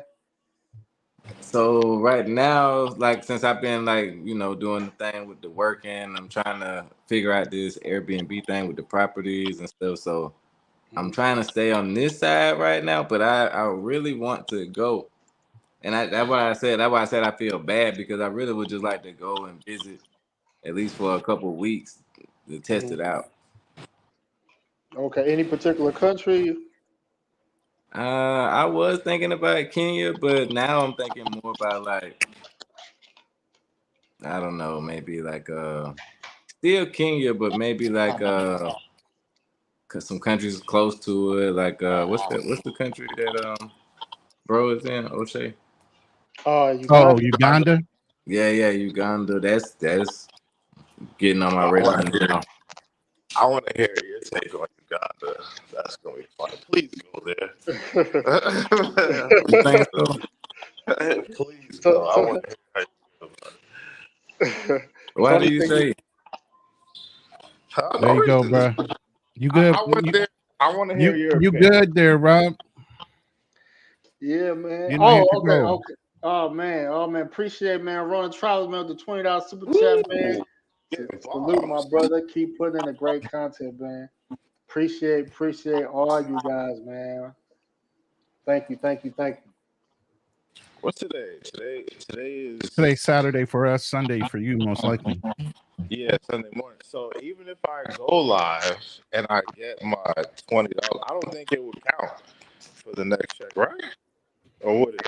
Well, YouTube, they whatever you accumulate in the 30 days, if you accumulate at least $100, hold on, Who's you got the accumulate. feedback?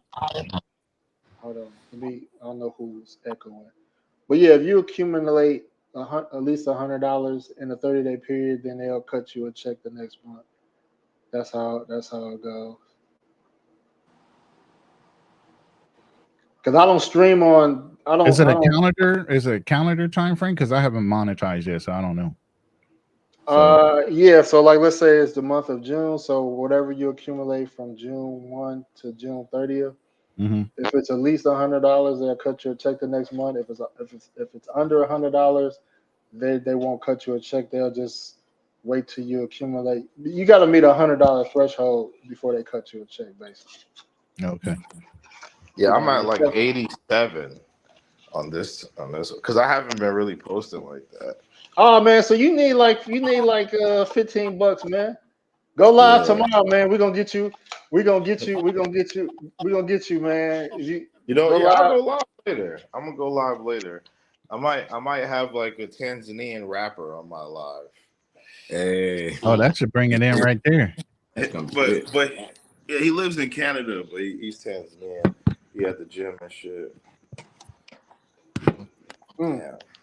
So you said What you time is it out there? Huh? What time is it where you guys are? It's about like Central midnight. Standard Time for me is 10:39 p.m.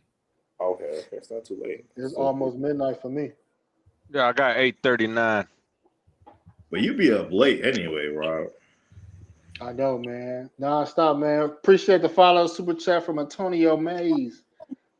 Appreciate it, man. Appreciate it, man. Yeah. Hey, let's see. Man, Hey, no excuse. What's your channel, bro? I'm trying to find it. I'm in Go to Ronin's. Passport Bros. If you're on my channel, hit the link that Uncle Guns put in there. Uncle He Guns. put his link in there for Passport Bros podcast. Then hit the super chat. I got a question. Do you What's guys up, Big think Mike? you guys think the Passport Bro shit is dying down? Hey, oh, good question.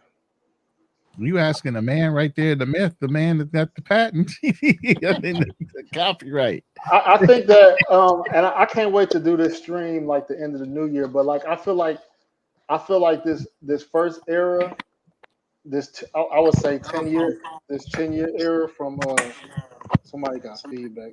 Let me look it up.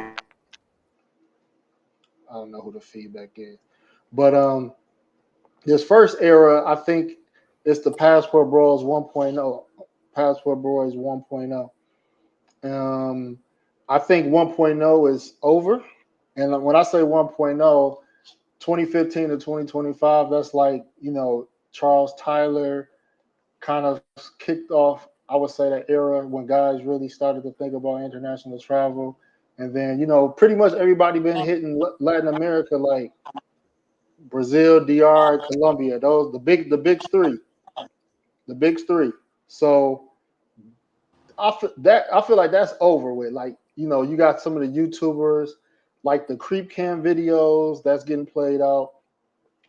Nobody's really getting too excited about guys going to, DR. There's not really a lot of excitement around these countries because everybody done seen, the content creators have flooded the market with content on those countries. So I feel like, and then Colombia with the deaths and rules changing and stuff like that.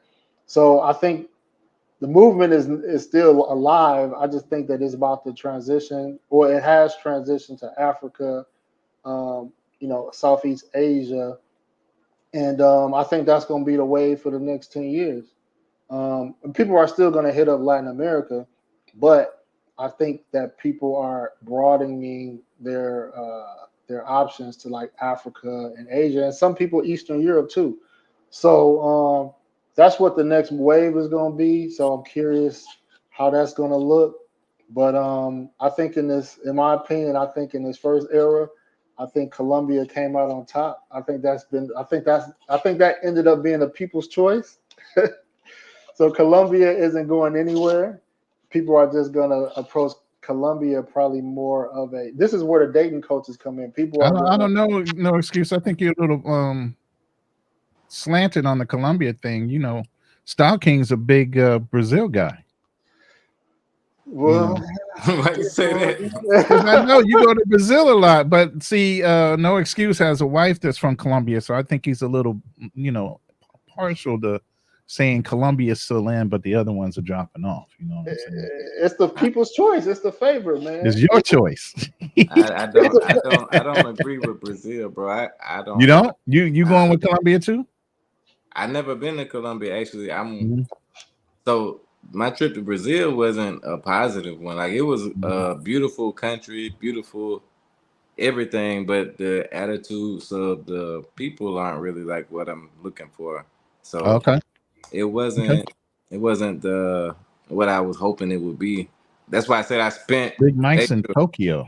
I spent 4,000 trying to get out of there as fast as possible. So it's like you don't have to run me out the country. Like you can just tell me that. He said you only got to tell me once.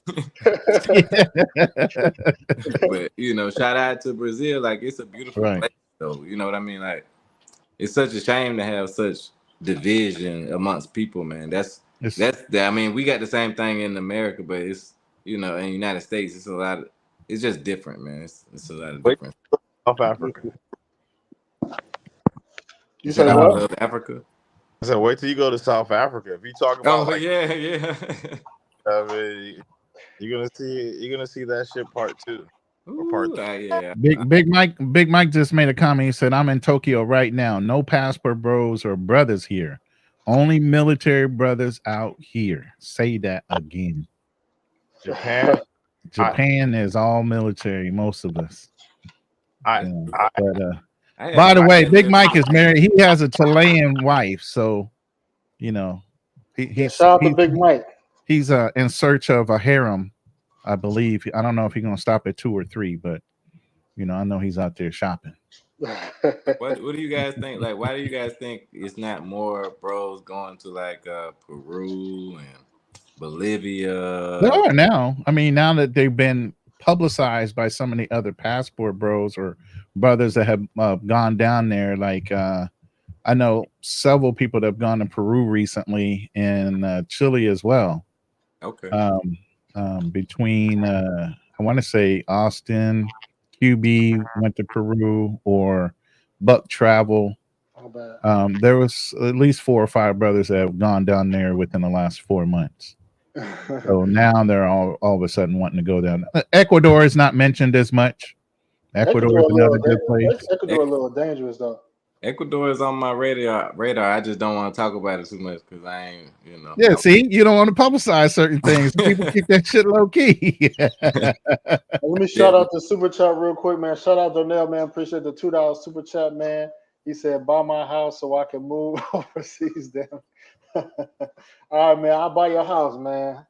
How much you want for your house, man? We'll buy your house, man, so you can move, man. That man, okay. Take a loss on that bitch and mow down. Take a loss. Hey man, let me tell you this. I advise a lot of clients. I had a client that had a gated, guarded community house in California in a nice, affluent area. It was around the lake, and he was my age. His son graduated at the same time as my stepson, and they both played football through all the years. He's a Marine. I said, man, look. I said, if you sold your house and you moved wherever out of the country, or even down south, you could get that same size house for 1/3 of the cost and utilize the rest of your money for other investments or things that you wanted to do. He sold his house in California. He went further than down south. He went to Chihuahua, Mexico, built a custom built house, found his wife, got married in Mexico. Okay. And barely spent any of what he had actually had in that house that he had in California. That's hilarious. Who was that? Megatron. But even if we talk about those other countries like Colombia, like people are going to venture out, but it's always going to be like a popular opinion or a fan favorite. Right. And I just feel like Colombia. For some of y'all.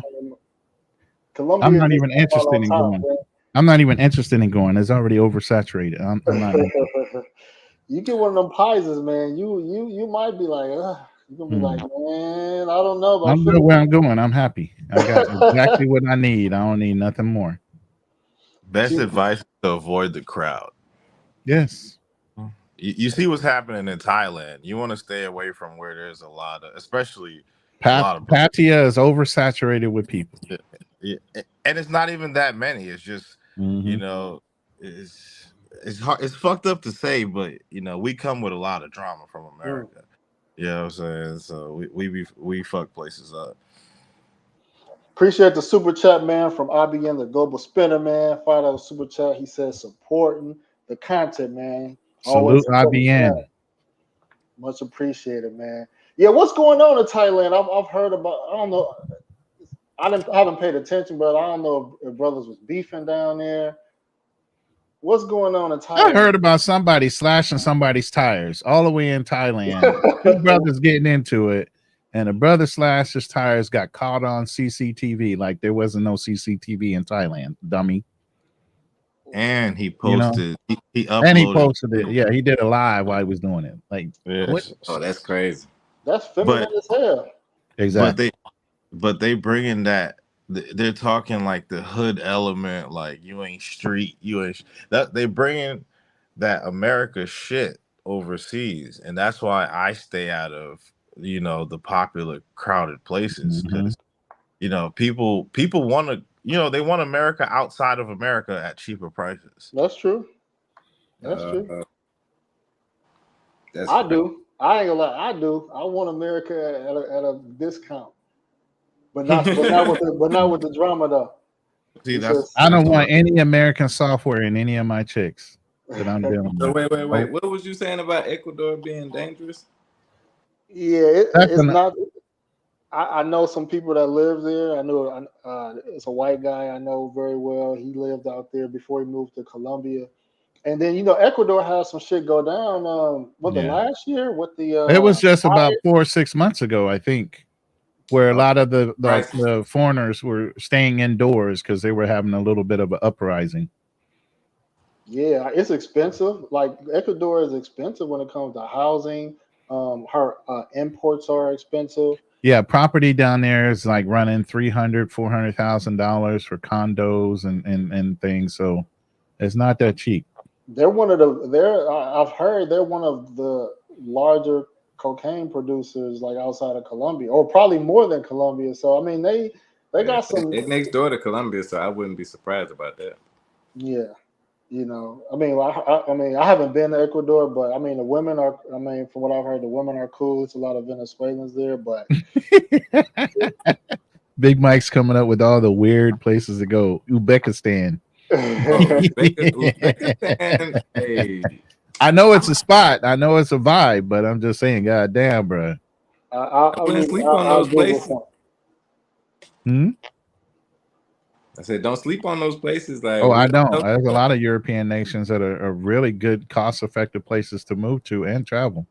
I think they got. I think it's Turkey is another one. Turkey is a good place to travel. Don't sleep on those Uzbek women, man. I haven't been to Uzbekistan, but I've been to Dubai, and a lot of them go to Dubai and stuff. And I'm telling you, don't sleep on those Uzbek women. Oh no, they're good. Yeah, you ain't trying to fuck with no chicks going to Dubai. No, not really. Right now. Hey, I ain't gonna lie. I got it in when I used to go through Dubai all the time, man. Yeah, but they getting trashed out. Dubai, pissed on. The IG models are flying there. They're flying in there for at least 20K, 25K or so. I wasn't with no IG models now. I wasn't with no IG models. Even the African girls, they go to Dubai, and they go to Thailand. They like a lot of times when you see people in those places, party parties. Yeah, they doing some wild shit out there. Oh, yeah. Even American chicks is going to Dubai getting, they know the deal. Yeah. So it's Uzbekistan. That's Eastern Europe, right? Yeah, I believe so. No, that's Southwest Asia. They border Afghanistan. Okay. That's the interesting thing though, because it's kind of like they're in the middle, so they got like a They have an interesting blend of ancestry. Russia. Some of them will be lighter, green eyes, and darker skin. Yeah, it's interesting. Definitely interesting place. I don't know. What do you guys think about? I mean, so would you visit there? I would. I would. Yeah. It's hella expensive. What are you talking about, Uzbekistan or Dubai? Uzbekistan, yeah. Okay, yeah, it might be cool to check it out. I like Kyrgyzstan. I can tell you none of these ticks are going to be short-term P for P. These ticks are long-term investments. You're going to have to be there for a while. This is not a turnaround. Let me go in a weekend warrior. This shit, you ain't gonna get it. Nah, They say it's too far. too Some far. guys for say, them. some guys been saying Eastern European women are very submissive and They are. Oh, let me say that about Brazil. Like, I think that if you go to Brazil and live there, like, you could definitely get the quality woman that you want, I believe. Nah, But I I got did. homies out there. It's white boy favor. Like even the Yeah, I white mean that's boys. what I'm saying. Like, but I Yeah, agree with that. Like, that's my yeah. experience. What you're saying, traveling, Tony, is the same. Like, but I think that as somebody like, if you can get a woman in America, if you go to Brazil, you can still get a good quality woman. But like he said, it's still going to be in the favor of the oh yeah, Caucasian. And not But even In just all the nations, that's the preferred. it's gonna take a while. But what Yeah. I'm saying, like in Salvador, I could tell like it's gonna take a while. Like I was gonna have to join some uh classes, and I You're was gonna have gonna to have do to. some pottery, some Yeah, language yeah. classes, You gonna have to know the a uncle. dance class or two. You're gonna need to know the uncle and the cousin and the it's grandma. the You gonna gynocracy though, and the women are yeah, like hella materialistic. So, like yeah. even if yeah. you got a Brazilian woman, most likely she's not gonna cook and clean or any of that shit. She's Damn. gonna be very modern. It's gonna be No, very modern. I mean, no, that's not true. That depends where you go. I've been to Brazil. If you're talking about the girls in Rio, then yeah, you're right. Are You you know what I'm gonna go to saying? Manaus? Where are you gonna go to No, Brazil? Brasilia? uh, You know? no, I You went Yeah. to know? my ex fiance. She was from Mais, which is in Rio de. It's in the state of Rio de Janeiro, but it's like it's like a suburb, Mhm. and actually it's country really. And I'm telling you, her family was like old school traditional, and the whole town was old school traditional, but her family extremely like, I'll never forget when I met her family for the first time. I've always been naturally skinny, and her mom was yelling at my ex. Her mom was yelling at her, talking about, you ain't feeding him enough. You know what I'm saying? Like, and then her mom washed my clothes by hand. Like, tell me where you're gonna get some woman here in the States, their mom, to wash your clothes by hand, bro. Yeah. You know what I'm saying? You ain't gonna find that. Here's the thing though. Brazil has red pill. They have extreme feminism. It's an Extreme extremely liberal feminism. country. Yeah, but you're It's talking not. about you're talking the major cities, man. I'm telling you, you got to get out in the country. That's what I'm telling you. Your Portuguese got to be Yeah. A1. Your Yeah, Portuguese has to be that's A1 that's if you're gonna true go too. out the country. That's And I, true too. A1 That goes Portuguese. to what I'm saying. Like you got to be there for a long time. Like you got to really immerse yourself in to even really stand a chance with the type of people you're trying to get into, especially as a black guy. I yeah, think you like And you have to be comfortable with extroverted society because a lot of Brazilian chicks aren't sitting in the house all day. hell no, they trying to get out. So that's what I'm saying. So I like the introverted women that want to stay home. And another thing dudes don't talk about, they talk about how pretty these girls are, but they want girlfriends and they're not looking for maternal like, instincts and stuff chicks Mhm. have. You know what I'm saying? Wanting to be a mother. That's a big factor if Yep. you want to be in a relationship with a woman. But if you just want a hottie thottie who wants makeup and Instagram shit like that, you're just She's gonna good for end looking up good, but nothing else. nothing else. You're gonna end up with the same product as America, and they're highly materialistic. damn. Yeah, So I, they you are. know what I mean? I will say this though, Latinas are a little bit more polished than I seen in Africa. When I say polished, like nails is on point. Here, like Brazilian women, when they get done up, they look really really nice. They Yeah, they yeah, they yeah, come with it. yeah. They do. And that's about it. But in America, you get that though. You can Yeah, get. Like you got that in America too. Yeah. That's the the, problem. the, Like I feel like you can get beautiful women in America, but you if get they beautiful women not, anyway. yeah, Anyway. and if their brain is not, if they not thinking Exactly. on the same wavelength as you, it's pretty much pointless though. Yeah, Exactly. That's what dudes. A lot of American dudes haven't gotten past the just beauty aspect. You know what I'm saying? Like, because that's all that's required for a woman in America in a feminist society. Yeah, I It's need just to be substance. pretty. I need substance, not just beauty. That's you might as well just go to DR if you're looking for that. They'll get jazzed up and cleaned up for you. They look good. But what y'all saying is got me thinking about when Tony asked a question about like the passport bro movement, and I would say one of the realities is that you know how in the U.S. we always say if you want a good girl, you know, go down south or go in a rural area, and then you That like that ain't the facts anymore. that ain't the facts anymore. That was the kind of the talking point. Right. And now I'm hearing similar talking points in these countries overseas where guys saying, "Oh, you can't get them from the city. You got to get them from the village or the rural area." So I'll testify to that.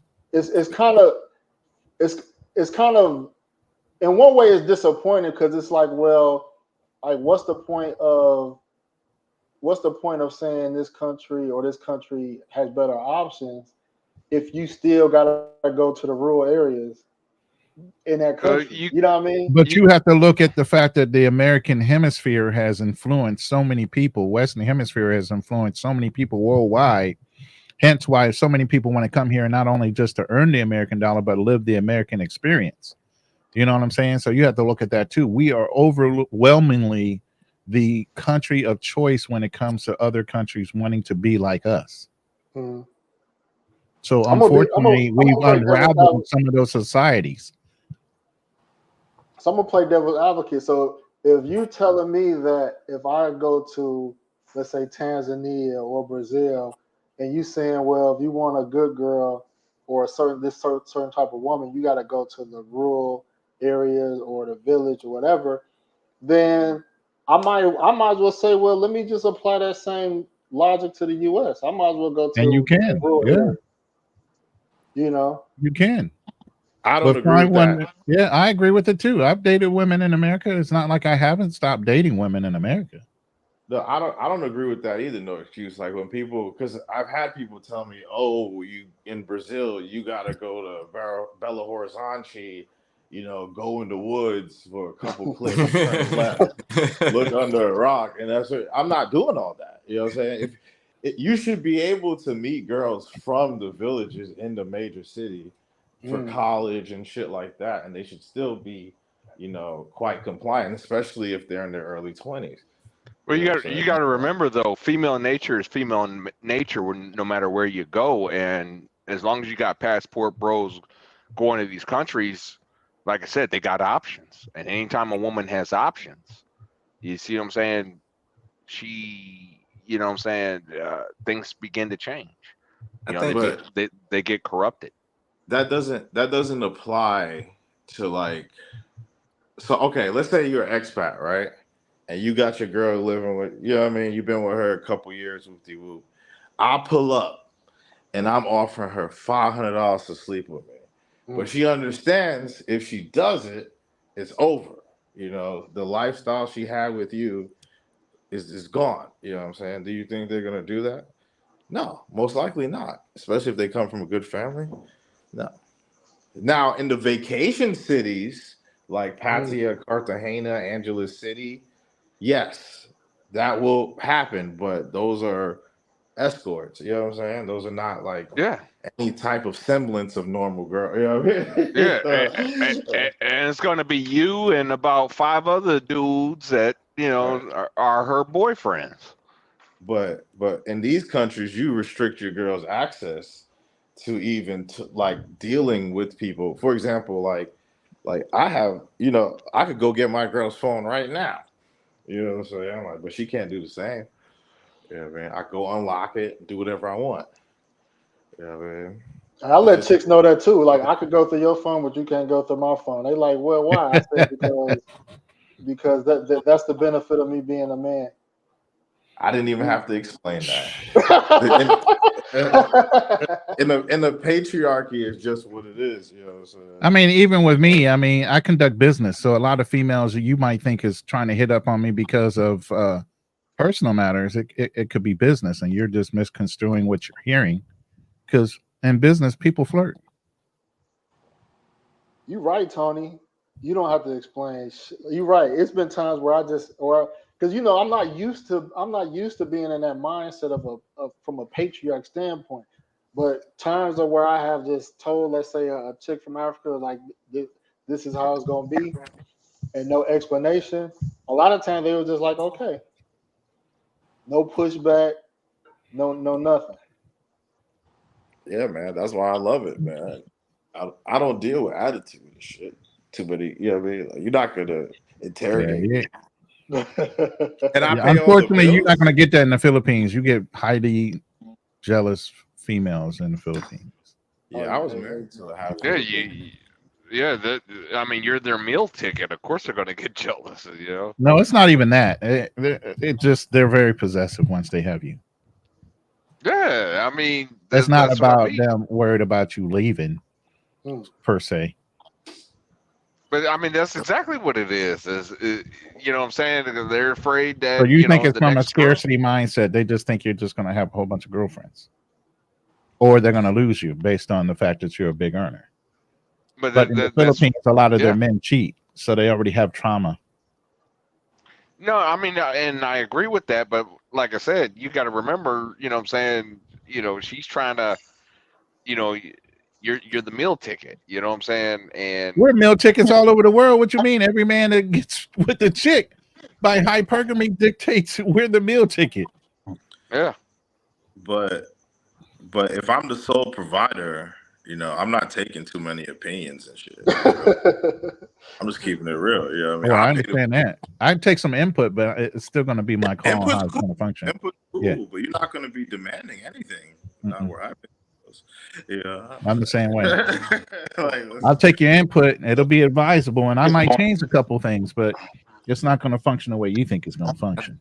and not to say I don't treat them well and stuff, but there's limits to my kindness. So Hey, I wanted to say something. So I think that's where the passport sisters come in there, right there.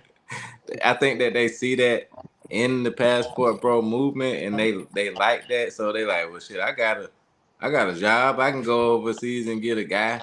And they try. I mean, I met women in Brazil like this, like where they were American women, and they got their money together, and they over there trying to get a Brazilian guy to cook and clean. And the guy like, hey, you supposed to be cooking and cleaning, right?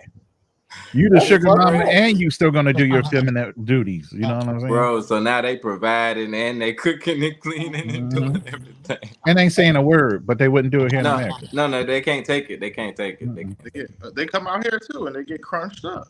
Yeah, I heard that women in Africa actually get beat down literally, and they were like, "Oh my God, he hit me!" Yeah, that's the laws in that country. I mean, no hate on them. It's just the girl that was telling me this, I was telling her like, why would you think that you could? I don't understand the concept of why you think that that's a smart idea. Like, I didn't get it either. That's why I'm like, yo, like these dudes, they will hit you, like, and they talk about the women being hustlers on us. No, the guys are better hustlers because they know how to hustle guys and women. And they will sock the shit out of a female in Africa. Like they will do it. Like they will do. I've met so many girls that have caught hooks. So like we don't do like us American bro. We don't do that. We're just all right. It's over. You know what I'm saying? There's no point. Right. Like, but them, it could be brutal. So I don't know how they talk about us, where we're actually like kind of sensitive, man, caring, love. We aren't like savages. You know what I mean? Like we're not gonna go boom. You know what I mean? I mean, it was like 6 or 7 months ago where the girl got killed in Mexico by her friends, and they brought up a word I never heard of up until that happened. Is femicide. Oh, I heard of that. Yeah, I'm like, what the fuck is femicide? They literally have a word for female murders based on the fact that they might have been, killed by a significant other or boyfriend, and they call it femicide. Yeah. But she wasn't killed by a significant. She was killed by her friends. I know, but they still use that term, femicide. It's pretty sad, man. People going overseas getting killed. And it's ill prepared too. Going overseas with people you don't know. sleeping in the same room. Did you hear the backstory? Didn't even know those girls. They didn't know each other well like that, and they were just trying to do a trip.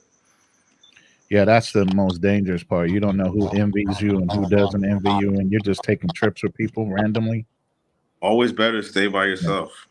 That's what So I. And some people will set you up. They'll bring friends, and then know that friend might not like you, but they'll still bring them with you just to see the drama happen. Then it goes overboard, and all of a sudden, oh, we didn't think it was going to be that bad. You knew something was going to happen, though. yeah, it's rampant in South Africa too, man. South Africa, I think, leads the world in femicides, man. What? Yeah, South Africa. Traveling Tony, Hmm? can you give us some advice on like how you were able to do what you're doing, like to because there's a lot of guys. I think that like me myself, I don't mind cold approaching people and just talking, and even if it's not just women, like I walk up and I strike a conversation up with people just randomly, like if I can, especially in other countries. So, can you give people advice on like how to move around and what to do when you get to a new place like Tanzania or Kenya or anywhere really? It depends what type of time you on though. Like, are you coming on demon? Are you coming to another country just to survey? You want to know? You know what I'm saying? Like, it I'm saying depends. like as far as culture, like I mean, demon time, that's guys already, what to do with that. That's why I'm saying outside of the Tinder, outside of the Cupids and just like regular stuff like cold approaching and like is that a good thing in Africa? Is that Yeah, better? it's the best method. Cold. It personally, what I would say, get your info from the guys at the gym. You know what I'm saying? Because in these other countries, to even go to the nice gyms, like you're paying like $60 to $100. So only the elites of the country could afford that anyway. So you see the young guys in there, you talk to them, get some game. You could talk to the females too, get game on how shit works, and they keep it real. And they're open about the bad shit in their country too, from what Yeah, I've seen, talking to people in the gym. Oh, Get some that's some good good. info. Yeah, yeah, that, homeowners driving cars. These people have money, so it's better than asking the Uber guy. You know what I'm saying? Like you're talking to some business owners. People that are able to maintain themselves. You know what I'm saying? So you seen No Excuse, and I went to the gym. You seen the type of people in there, right? yeah, yeah. Yeah, yeah. So it's good to Yeah. get information. No, he right though, man. I was talking to this chick in Uganda. Somebody got some bad feedback. I was talking to this chick in Uganda, and she was dating this guy from the U.S. and he had moved to Uganda. And she said when he got there, he started hanging around other Ugandan men, and basically they was putting him on game like, you should be treating her like this, or you don't have to accept that. So basically, they was just telling him how they handle their women in the country, and then she said he ended up leaving her, but she felt she was disappointed by that, and she thought that she was getting this because Americans, we come off as being more romantic, we're not as hard on women, and so he started being more like Ugandan men, to make a long story short. But when foreign women come to the US, a lot of them do the same thing. They talk to other women. They learn like, oh, you don't have to accept that, or he not doing this for you. We get the same type of game when we go overseas from the men, you know. Cheers. We get the same type of game. You know what I mean? So yeah, get that game because when women come to the U.S., they get game too. Hey, can I respond to this comment real quick? Yeah, which So one? That's what I was like. the last one. So it's not necessarily I check her phone. I have access to it anytime I want. And if she was to leave me, I don't care. I'll just get another one. Facts. So I love her. Don't get it twisted, but I don't have a scarcity mindset at all. I have tons of replacements lined up, but I do love my wife. You know what I'm saying? It's just I'm not in the same position as this Andrew guy. So yeah, we're in totally different worlds, bro. So don't even worry about what's going on here. I was I mean, wondering my who that thing was. is, if you have a wife and she has social media, that should be open anyway. You know, Yeah. even my girlfriend, the one I'm dating right now, and I will be married. If there's something that she posts I don't like, she'll take it down Right away. Yeah, Right having away. immediately. access is a must for me. Like we're not going to even get to that stage if I don't have access. You know, so I don't see nothing wrong with having access. I don't have to go through a chick phone, but as long as I know that if Exactly. anytime I wanted to, I could access it. That's all I need. And I pay for that shit. So what the That's fuck? an American mindset for a female. That's an American mindset for a female to think like that That and it's most actually likely a give you that female though. impression. Yeah, It's most Big Mike or whoever that was, not Big Mike, whatever the Andrew. person, Andrew. Yeah, Yeah. Yeah, it's Them probably a motherfuckers female. female. It's probably a female. Yeah, female troll. Yeah, you could tell how they think. But it's you could tell obviously, and that's the thing too. There's so many unhappy chicks, right? Because nobody's choosing them because they're thinking like that, and they haven't realized like, oh, that's all the these guys, I'm a prize mentality. yeah, and they're not. Like these guys with money are leaving overseas. Like I'm pretty sure my girl lives better than her. You know what I mean? Like I take care of her. That phone's paid for by me. Everything's paid for by me. She got land, house being built. You don't have that because you're not feminine. You know what I'm saying? Like, and all of us are capable of doing that. We're all capable. Bow. It just Shots fired. yeah, I mean, like just letting it know. Yeah, man. Hey, That's what it is. you bring up something good. I'm gonna share international. Zoe, he made a post and I screenshotted it and put it on my WhatsApp story. Dog, so many chicks got triggered. They was like, "Oh, you don't want to spoil your women. You don't want to do this and do that." And what you just said, Tony, is if you're not feminine or have certain characteristics, you're not going to get that treatment. Let me share this post real quick, man. But it triggered a lot of chicks, man. I mean, that's true though. And I hope he elaborated on it more. So y'all, I'm gonna read it real quick. He said a lot of women want to live a lifestyle they can't afford, and once they figure out, they try to get a man to support their desired lifestyle, and most of the time that doesn't work or last long. Then they get bitter with all future prospects and saying things like, "I like to be spoiled. I want to be treated like a princess. I don't like cheap or stingy men." But in reality, they are living above their means, and that's their problems, not yours. So a lot of women got triggered by that. Mm. They want to get spoiled, they want to get treated like a princess, but they don't offer shit. What's y'all thoughts on that? I think it's That's I go think it's ahead. a game. I don't think it's real in reality. I really think it's just a big game to get what you want. Like I remember picking up chicks and they would make fun of these guys. They would show me in their phone, like, look at this guy.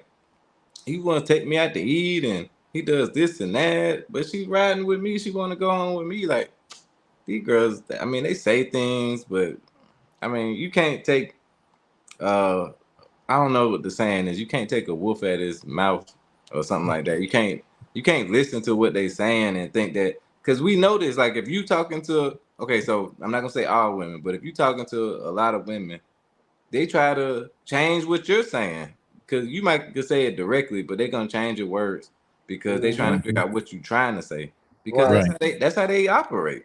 Yeah. So you can't just take and say, "Oh, she only wants somebody that's 6 foot with this and that." You can't go off of that because that same girl would be with a guy that's 5'5" that talk a lot of shit.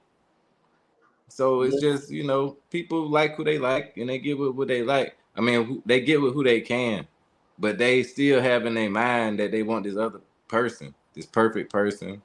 A lot Yeah. of people want what they can't have. I think that's the major thing. People want what they can't have, so they project that onto the public, and we take it personally. Mm, that's a good point. I think it worked. I mean, not to sound like them, but I was talking to this South African chick, you know what I mean, and she was explaining to me why well, she gave me her opinion on why certain situations may have not worked.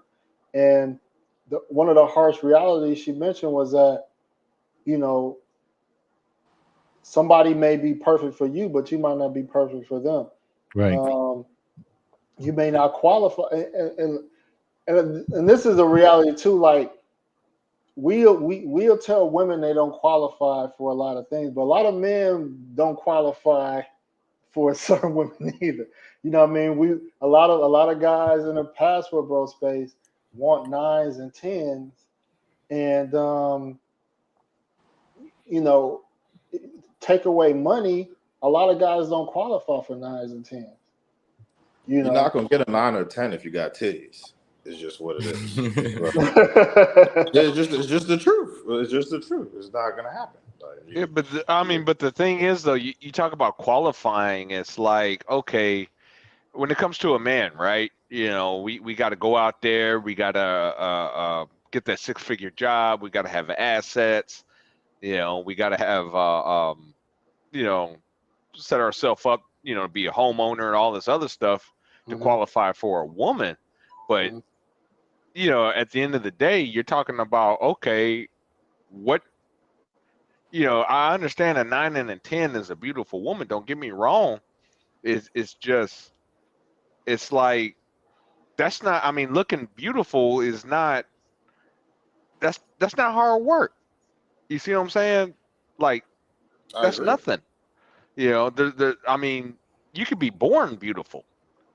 You know, you didn't do no work, but a lot of men have to put in that work, and that's why I think a lot of men feel that way. So even though you might not, you know, you might be a little bit on the overweight side or whatever have you, you know, you went to college, you know, you had to watch Chad and Tyrone, you know, get all the girls and stuff, but you kept staying in the books, and you know, next thing you know, you got the 6-figure job. You know, you're making $200,000-$300,000 a year.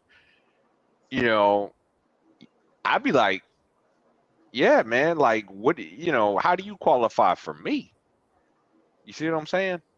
Yeah, but then you start to sound like the females too, because the females say, "Well, I went to college, I worked hard, bust my ass, came to be this person. You know, I carry myself a certain way." But then somebody may say, "Well, you don't qualify. You know, maybe you don't qualify for this man." So, you know, it can kind of go both ways too. Well, here's the thing, though, with that, and I understand what you mean, what you're saying, but the thing is that okay, when it comes to men, we're not checking for women with college degrees. You got to remember, everything Right. everything is you know, market based, right? So it's like women want that guy that, you know, can be the provider, 6 figures, in shape, funny. I mean, basically they want it all, even though that guy probably doesn't exist, and if he does, is probably less than a lot less than 1%. But like, when it comes to women, we're not checking for those degrees. We're just checking for, okay, are you fit, feminine, and submissive? That's all we're Right. checking for. You know, real simple. I mean, when you're younger, you check for those things. When you get older, I want those things, but I want her to have a conversation. I don't want her to be plumb dumb, just beautiful. But you need more than money to qualify. I need substance from her. I need to be able to have a conversation. I need her to understand. Like, if I take her around my peers, I need her to be able to hold herself up. You get what I'm saying? I'm gonna tell you the one thing that bothers me about some of these guys in these chat groups, and these are you know, average looking guys, below average looking guys from you know, from a society lens, and they'll be talking, and you know, they'll be talking about, oh, she not bad enough. I need me a baddie. I need a 9 or 10. I'm like, nigga. That's what I'm saying, bro. Like the 9 and 10s believe in self-care. You know what I'm saying? So Oh, absolutely. if you're not maintaining like how you look and putting on lotion and brushing your teeth. Like they're not gonna fuck with you. Like it's just there's the human factor. Just like, for example, okay, let's say you had the most beautiful girl ever, right? But her pussy smelled horrendous, just fucking rancid. Do you still want it? No, I'm good. You know what I mean? Like, That's true. Yeah.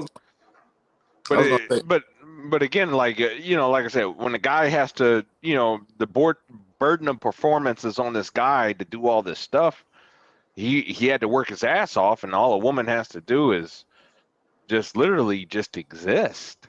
No, that's not the case. No. That's what That's not true. America told you.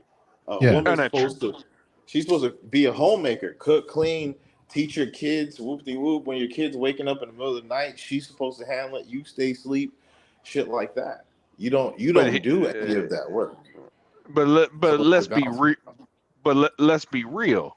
A lot of unfortunately a lot of men don't think that way. Like especially in the West. high value men. Yeah, in the West, a lot of men do not think that way. But who taught them that? Here's the thing: they're conditioned to think that way. Like he was about to say, who taught them that? These single mothers that raised them. I'm not going to blame the single moms. No, it's the government. The government wanted women to be independent, because women spend money. They're materialistic when they're independent. If a woman has money, she's going to go blow money, especially if she has no man lording over her. You know what I'm saying? Well, I mean, well, if you watch the Dave Ramsey show, you'll see. I mean, there's men that blow money too. So it ain't just women. Y'all getting into a bag of tricks. Yeah. But I mean, here's the thing: men that blow money either can afford to blow money, and they are the ones that reproduce the money in the first place. Exactly. There's a difference between a man blowing his money to try to get a net gain versus a woman blowing money with no resource or recourse in order to get that money back, besides through the man that's giving it to her.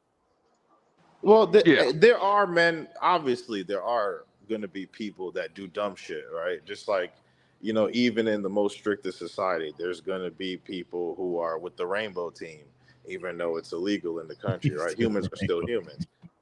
But, it's just the percentages, you know what I'm saying? Like, how much of the population believes this? Who is this person? I seen girls with OnlyFans pages that's strippers that's talking about they don't need men. But yet and still, their number one client on their pages are who? They can't make money without men. They need every man. You making money because men are coming to your page. That's all it is. It doesn't make any sense, bro. That's you why ain't got a whole bunch of females on your page paying you. You got men paying you. You think you don't need men? They need them likes and followers on Instagram too. I mean, so it's kind of like you, instead of having one man to provide everything you need, you got hundreds. You got all the men to provide a little bit. So it's kind of like a offering, I guess. You taking up offerings like a church. But guys get really irritated, man, that they can't get a 9 or 10. Let's say she's an IG level. Culture invasion. We have an open panel. If you want to come up, man, and put out your views, you can. I think a lot of these folks don't realize what it's like to be with somebody that they looking at on IG, because they gonna be holding that phone a lot. They gonna be taking a lot of pictures. Most of these, a lot of the dudes, and especially the ones where it's just like a G or L or whatever. Come on, when's the last time you think they got some pussy? You know what I'm saying? So they're just talking. That's why the space is so fantastical. You know what I'm saying? They don't even understand women at all. They just think, oh, I'm gonna get this bad whore that's gonna cook, clean, and be a great mother. You know what I'm saying? And go to a job and pay 50% of the bills. they don't know something.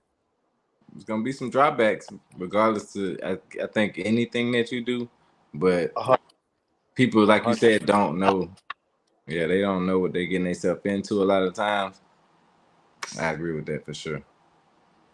Yeah, that's what a lot of guys was a lot of guys was panicking, man, about Colombia like being, kind of shut down, man. Because to be honest with you, Colombia and probably Brazil is popular as it is because guys can go get 9s and 10s, via pay for play. Yeah, but they're not really getting those 9s and 10, like you just said, pay for play. Right. They're not real 9s or 10s. They're hookers. 9 to 10. Yeah, and those girls don't like them. They're in No. their like Style King It's was a saying. business. Most of the time, those girls they're in their phone the whole time. You know what I'm saying? Yep. Even a 9 and 10, that's like not in. You know what I mean? She got so many dudes blowing her up. Simps, like Yep. simps crying in their inbox. You know Yeah. what I'm saying? I mean, I want to say something about what No Excuses said. Like, okay, so me myself personally, I just came to this conclusion the other day. I guess I was thinking like, man, I think my standards have really risen since I started becoming like more successful to myself. I don't want Isn't to it say funny how successful. that happens? Yeah, like just like the same thing that I criticize about women doing. Like, but as a man, that's what you're supposed to do, though. And as a woman, I think that it's harder because of the hypergamy thing. So I'm not siding with the women. I'm just saying like I understand a little bit about why they're doing that. It's just sad. I think the situation that we have with people I mean, trying to do that. yeah, it's just their nature, man. I mean, you can't get upset at it. I mean, you can't get upset with our nature, So, I mean, I It's the understand. realization, though. If you realize what's happening, you need to adjust. See, that's another thing that, as a successful person to myself, I crown myself on adjusting. You know what I'm saying? Like, Mhm. if whatever happens, I feel like I can adjust to it. I don't just be like, oh, it's over with. We can't do nothing. We gotta make. Adaptability, great trait, bro. That's a I great mean, trait. Yeah. I'm not saying that Like that's me. I'm the best. I'm just saying like I feel like that's no, how. but even the fact that you acknowledge you're able to be flexible, that's a great trait, bro. Keep it up. Good shit, bro. You Especially you being, look you got to be adaptable to live in these countries, or you get ran out. I don't Yeah. even see how you can travel if you're not adaptable. Like it's crazy. Oh, I've seen it. I've seen it. I've seen it. I've seen some real ignorance. Hey, no excuse. If I share something to your IG, can you pull it up and show it to everybody? It's pretty much on this conversation that we're having. Yeah. Let me log in on my computer real quick. I can do it to your WhatsApp. Oh, no, I don't have your WhatsApp. I have your Messenger or your IG, whichever one. All right, yeah, I gotta give you my WhatsApp. I thought you was on my phone, I am, but but I'm not on your WhatsApp. I don't think. No I'm gonna send it excuses. to Are you your IG. overseas now? no, I'm not overseas right now. Now in Atlanta, I was gonna ask you this. In Atlanta, I know it's a lot of women from like different parts of the world, like African women, Brazilian women. Uh, have you dated women from different countries that relocated in Atlanta, or what's that scene like? Meeting women from other parts of the world. Man, that's a awesome question, man. I've never had that question. Yeah, I've dated a lot of women from a lot of places. I have had like a couple different African women too. Like I had a South African chick that was beautiful. Like the business I was running at the time, the girl that at the bank hooked me up with her. She was like 6'1", beautiful though. She looked like one of them Eritrean chicks, but she was from Um, South Africa. Booted, everything was on point, man. She was right. just, just not really for me, but she's definitely still keeps in contact with me. And then like I had a girl from Nigeria one time, but that kind of went sideways because she was a dancer, so I don't want to get much on that. But yeah, different girls, Now, when you say dancer, is she like a dancer for like? Because I know you're in the entertainment industry. Like she's a background dancer, or is she No, like a dancer? no, she She was was a like stripper. yeah. Let's call. She was a Well, when stripper. dudes Damn say it. dancer, I think that I'm trying to disseminate the difference between a dancer and a stripper You know because I damn well don't call them the what he was same. talking about. No, I You don't know, want. I don't want to assume though, because some guys are really talking about professional dancers. I mean, some do now You know, both. I Do lived in both. Vegas. I know dudes that were dating dancers that were show dancers. You know what I mean? So I'm never going to assume that when you say dancer, it's a stripper, unless you it tell me. was it was just the way he had said it. Like you got to read I between the think he was being lines. polite. Yes, I know, but I needed him to clarify that. Okay. Yeah, so she was more about money. So of course, Of it course. didn't. The South African chick was a lot better, I think. Like I said, we still cool to this day. She was actually a basketball player and everything, but she was nice though. Nice. Like, Oh, but she was physically fit if she was a basketball it player. She was a did. tip, She had good cardio. but still it was a typical American thing. Like she had been here long enough to kind of pick up on the American thing. So she was, Did you like see it? No excuse. Yeah. Is it It's a talking download right or on is it that point. It's a video, so it's not a link. It's actual the video. okay? Because I can. Let me see. Because I'm trying to do it where it won't show my other messages. Because if I share my screen, it's gonna show like All it's like, your contacts. I thought it was like an IG link. Nah, I actually downloaded it because I'm going to use it on a short, but it's actually right to the point of what we are just talking about. Okay. Yeah, you have to WhatsApp that to me. I don't know you if I know what's can do crazy? I that. think them two chicks is like total opposites. Like the Nigerian chick was more like, I ain't never going back to Nigeria. You should just do what you got to do. Don't worry about black people. Don't try to help nobody. But the South African chick was the total opposite, kind of like Oh, okay. You are on my WhatsApp. she was a hustler, man. Like I like that about her. But she was more on the independent thing. Like Oh, they get here and switch up when they get here. I think so. Oh, There you go. What about South I Africa? just I just hit you. okay. So do you think South Africa is a good choice for a passport, bro? Since you've been so much. I mean, I changed my tune on South Africa. I mean, for visiting, yeah, but it's in my opinion, for like trying to live there or move there, nah. Southern Africa is just too westernized, man. It's just so many things. I've talked about it extensively, man. I would visit, yeah. It's probably the funnest country in it's probably the funnest country in Africa, to be honest with you. But you got a lot, I mean, the women are just like the women in the U.S. In some instances, worse, you know. But you know, they fine. Um, they definitely get down with the get down. So What yeah, about the freedom, like as a person? Like, how do you feel do you feel free when you're there, or do you feel like if I do this, I can go to jail? If I do that, I might. I think, yeah. I mean, it's a very free society. Like I said, it's the African version of the United States. Very liberal. Um, very liberal. So yeah, you would definitely feel free to do certain things. I mean, and then you don't have to worry about you know things like we worry about in the U.S. being profiled because of your skin color, things of that nature. But yeah, I think most Black American men will have a good time in South Africa. But as far as getting away from the matrix, it's not a country that you're getting away from the matrix. So the police aren't harassing black people.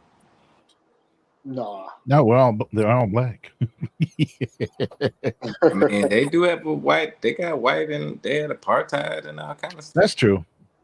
I can't say that. You're right. That's true. I don't. I mean, just as an outsider that's never been there, I'm really clueless on the societal Me standard. too. Just as so, I mean, me going to Brazil really woke me up on not understanding what the hell's going on in places where we think we understand a little bit. Like I had no clue on what was gonna happen. Just like I was watching the podcast the other day on the guy And he was like, yeah, I never heard anything negative. And I'm just like, I think I was on the show with this guy before, like, and he's talking like he never heard nobody have a bad story from Brazil.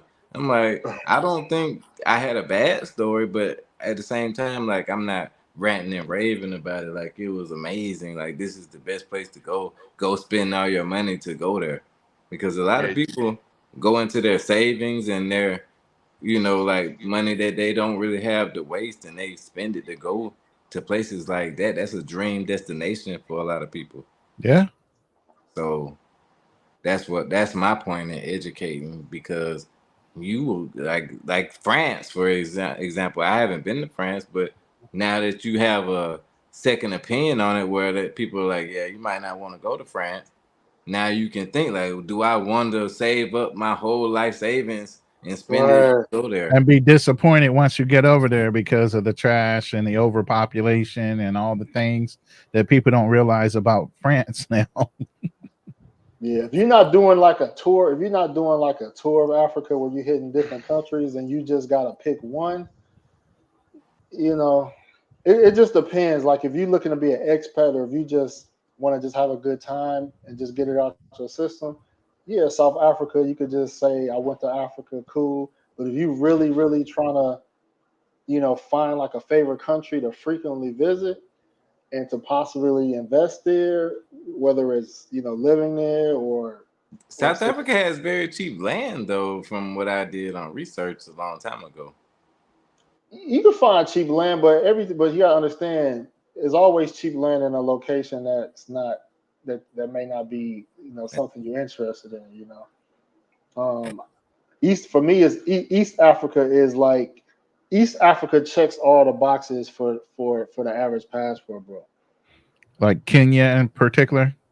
Because we Yeah, were looking at property, and I think I sent you some property values in Kenya before. The yeah, lady that was showing the properties and things. Wasn't yeah, that yeah, Kenya? You yeah. didn't like Kenya? Yeah, a lot of guys know that realtor. Kenya not for me, but Mhm. something like Tony said, like East Africa, it's a country for everybody. You know what I mean? You got Kenya, you got Rwanda, you got Tanzania, you got Uganda. Um, you can throw Ethiopia in there. Um, I want to visit Burundi, but it's a country for everybody. I think, in at least in East Africa. I'm gonna, let me play this clip real quick, Ronin, that you sent me. Okay. Women are born at the top of the mountain. Men are born in the valleys around it. A man is judged on how high he climbs. A woman is judged on how far she falls. Men have much to gain. Women have much to lose. A man has to prove his worth. A woman has to preserve her worth. Masculinity is built and femininity is preserved. Facts. No, that's facts. That's facts, man. That's he was. I mean, that's male logic 101, man. We got to work for everything, man. Build, build, build, build, build. And like you said, women got to preserve. They got to preserve their beauty. They got to hold on to those attributes, man, because they can't afford to Yeah. lose, man. And you're right about that. So that just goes to the points we were talking about earlier. Yeah. So I was gonna say something about, but yeah, when it comes to right now, what I see where guys are going to like migrate to Eastern Europe is definitely going to be. I've been hearing a lot about Eastern European countries. With the war going on right now, there's not a lot of travel in Eastern Europe, but that is always that is becoming more attractive. Southeast Asia is still there, and yeah, I just kind of let go of Southern Africa, man. So right now, East Africa is the way. Man, you sound like you got traumatized while you I were don't there. know what happened in South Africa. Yeah, don't he sound like he Man, was it's just traumatized a little You bit? got me messed up. That's why I'm Yeah. like, it's but the Tell us that was what in really it's went I down, know man. You sound somebody from South Africa. traumatized, bro. What happened? man. I mentioned this before, man. Well, y'all might have not caught everything I said, but it just it's just so much, man. Like I said, I got into it with a chick in a club. She threw a drink. She threw a drink. She threw a drink because she was being kicked out of VIP section. So that just shows, like, women are masculine. They can be disrespectful to men. Um, they can't be checked by men because there's repercussions if you try to check them. That wouldn't have happened in like Tanzania, Kenya, or Uganda. You know what I mean? So women are more empowered in aspect of that. They can be disrespectful. The HIV rate is crazy, man. It's crazy. And um, I know somebody that did a rapid HIV test. It's two different people, two different occasions, and the rapid HIV test came back positive. You know what I mean? And that's just like that's just Wow. too close. And it's not prostitute. Like, you could, like, a prostitute, you kind of like, it's with the understanding, like, you got to strap up or whatever the case may be. But guys typically go to like these countries, like in Latin America. They don't really think about HIV when it comes to non-pros, right? You only think about that when it comes to like hookers. But in Africa, you don't. It's not. You don't. It's not the hookers you got to worry. I mean, yes, it's not the hookers you got to worry about. It's the non-pros. All of them. You know what I mean? It sounds like you got to worry about everybody. Yeah. What about everybody? And they're socially, they don't look at they don't look at there's no shaming. There's not really a shame when it comes to HIV in Africa like it is in the US. Like, it's still like people feel ashamed. It's not something that people would put on their dating profile, like HIV positive. But in Africa, you might run into some profiles. A chick might be saying like, I'm HIV positive, blah blah blah blah blah. So, maybe that's a good thing or bad thing. Maybe it's a good thing. I'm It's not not like, taking.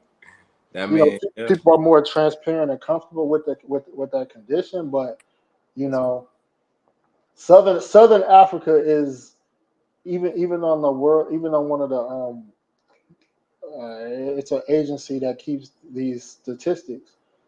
Southern Africa, including South Africa, they do have the highest rates in the world. Not saying that East Africa, West Africa, not saying that they don't have those issues, but Southern Africa is definitely too close. It's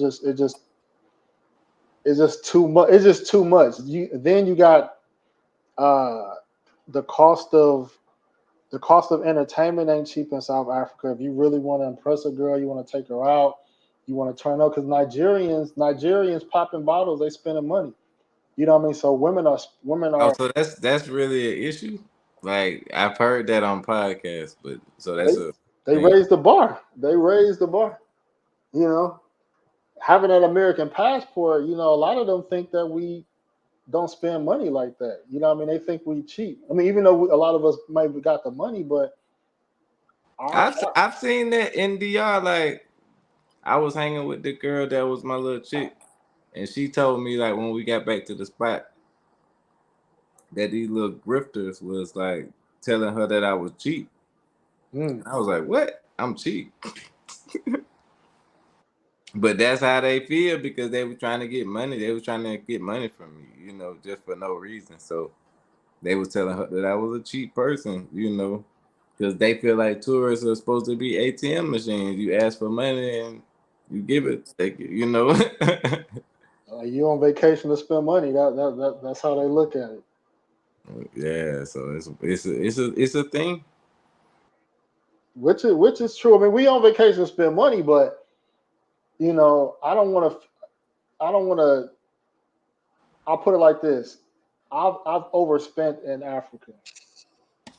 Well, I think value for value. You know what I mean? Like, I heard that O'Shea channel. I see O'Shea a lot. He posts like every 3 hours. So shout out to him. He the man. Yeah. You put out a lot of content every day. But I agree with that point that he made, where you know you want value for value.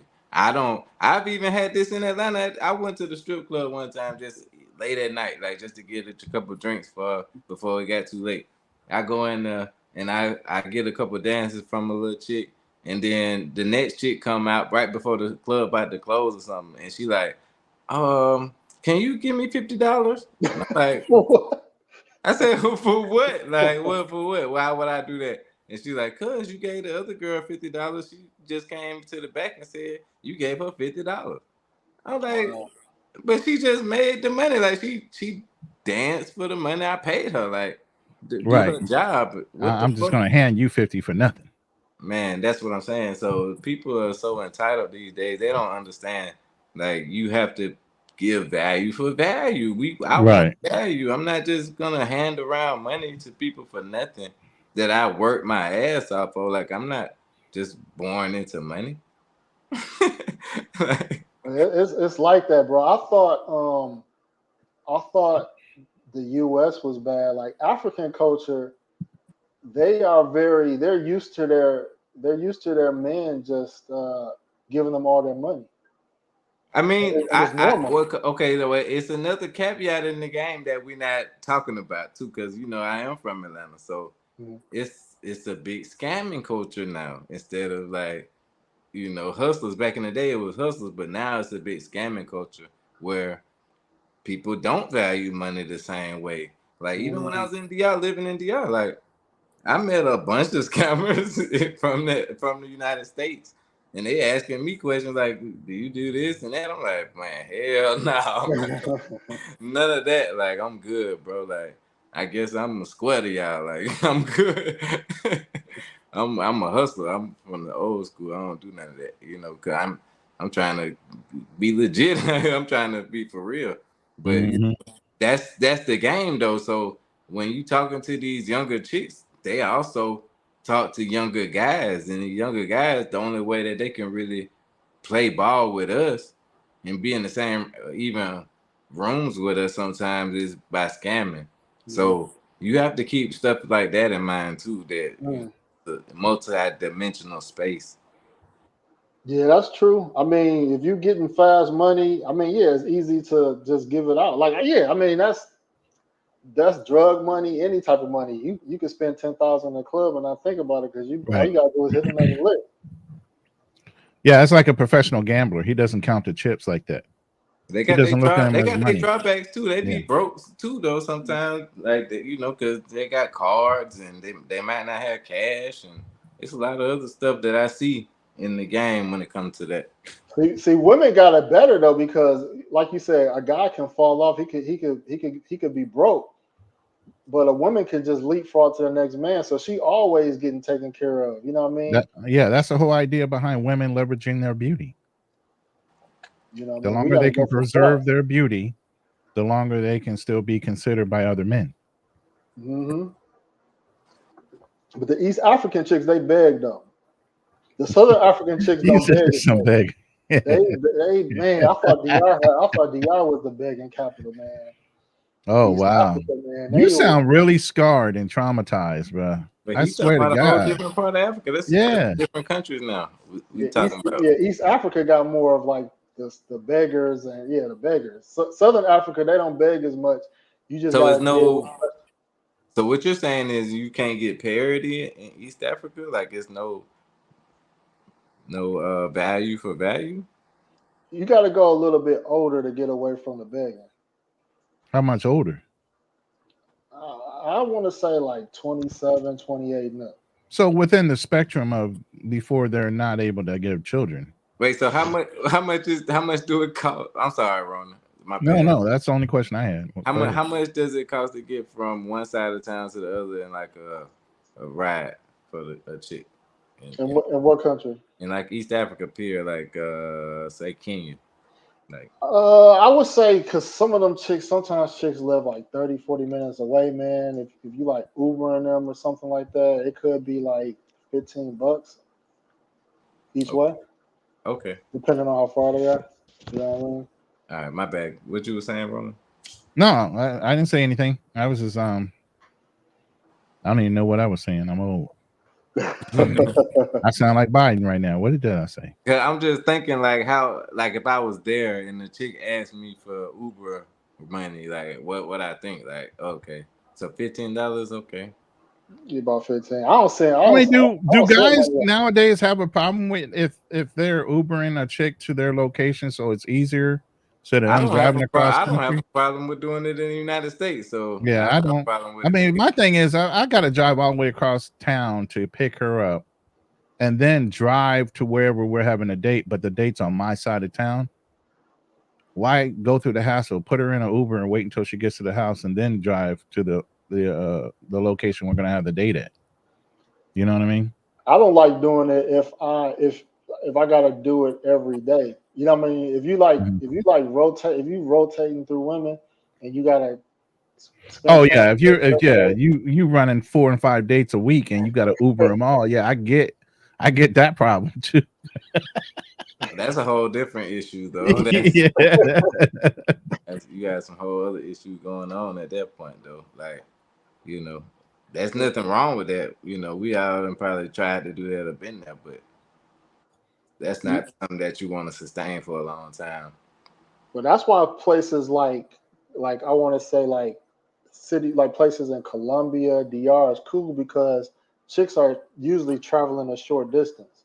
You know what I mean? So you coming out of like a chick taxi in Cartagena, Medellin, maybe like $5. Bro, that's a good scam you just brought up in DR that I don't even think about talking about. But in DR, so like you can be in like Santo Domingo, right?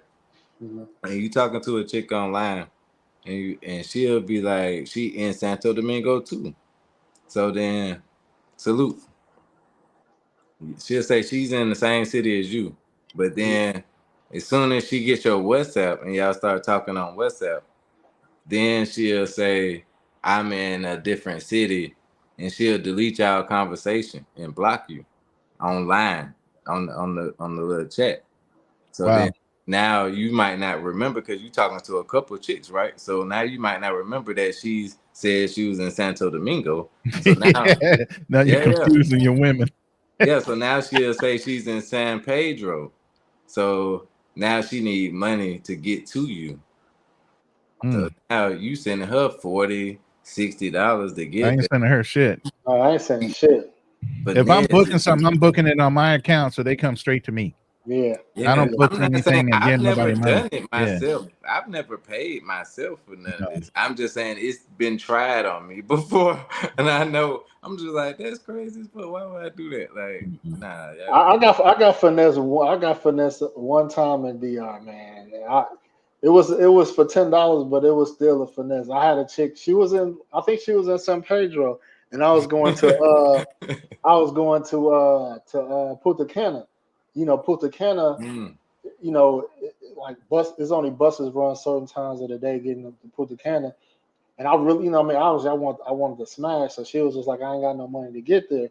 She's like, can you send me shit. bus fare? And I was like, how much is it? It was like $10. So I sent the exact fare.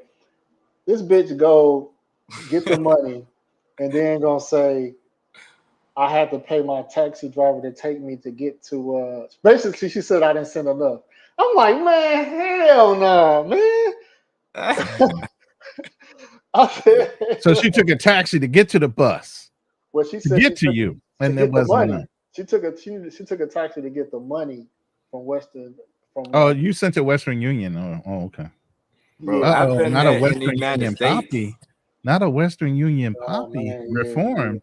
A reformed Western Union. I did that in the United States years ago, like probably about 3 or 4 years ago. Somebody got me like that on Cash App. I sent the girl like $15 before I even met her for real. Mm-hmm. So now, when I encounter that anywhere else in the world, because it happens. Even like I was chilling with another YouTuber in Dominican Republic, and he was like, "Oh, I got some girls. They're coming from La Romana or something like that." And he was like, "I'm gonna send them 40 so they can get here." And I was like, "Man, don't do that shit." And he was like, "No, Andrew, no." it was in Dominican Republic. $10 goes a long way, bro. It was for transportation to meet me in Punta Cana, the bus. Yeah. That's not American. But I just think it's a bad idea. I think that you don't send money to people you don't know. Like if you know Yeah, them, that's a you strict met rule of them, mine too. I don't do yeah, that, and it's because I've been burnt too many times. yeah, man. You know, You ain't my never thing seen is, them if you need a before, ride, fine. I'll book an Uber for you or a Lyft.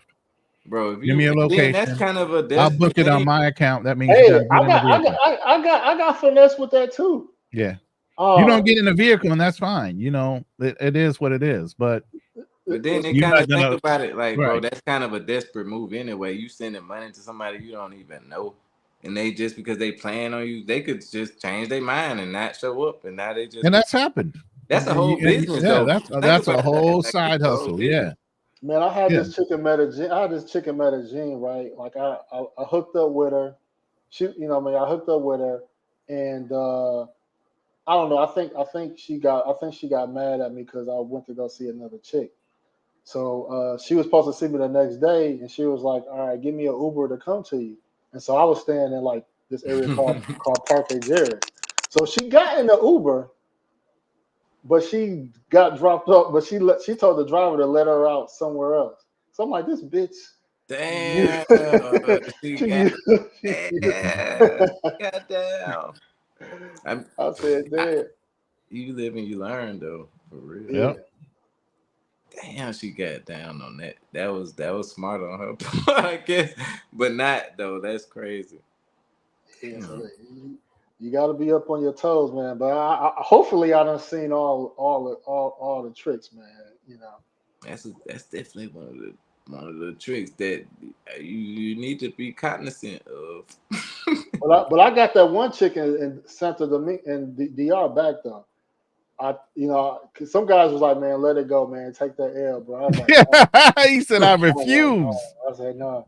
So He said, I'm petty like that. I waited some time, man, and I waited some time for her to kind of forget.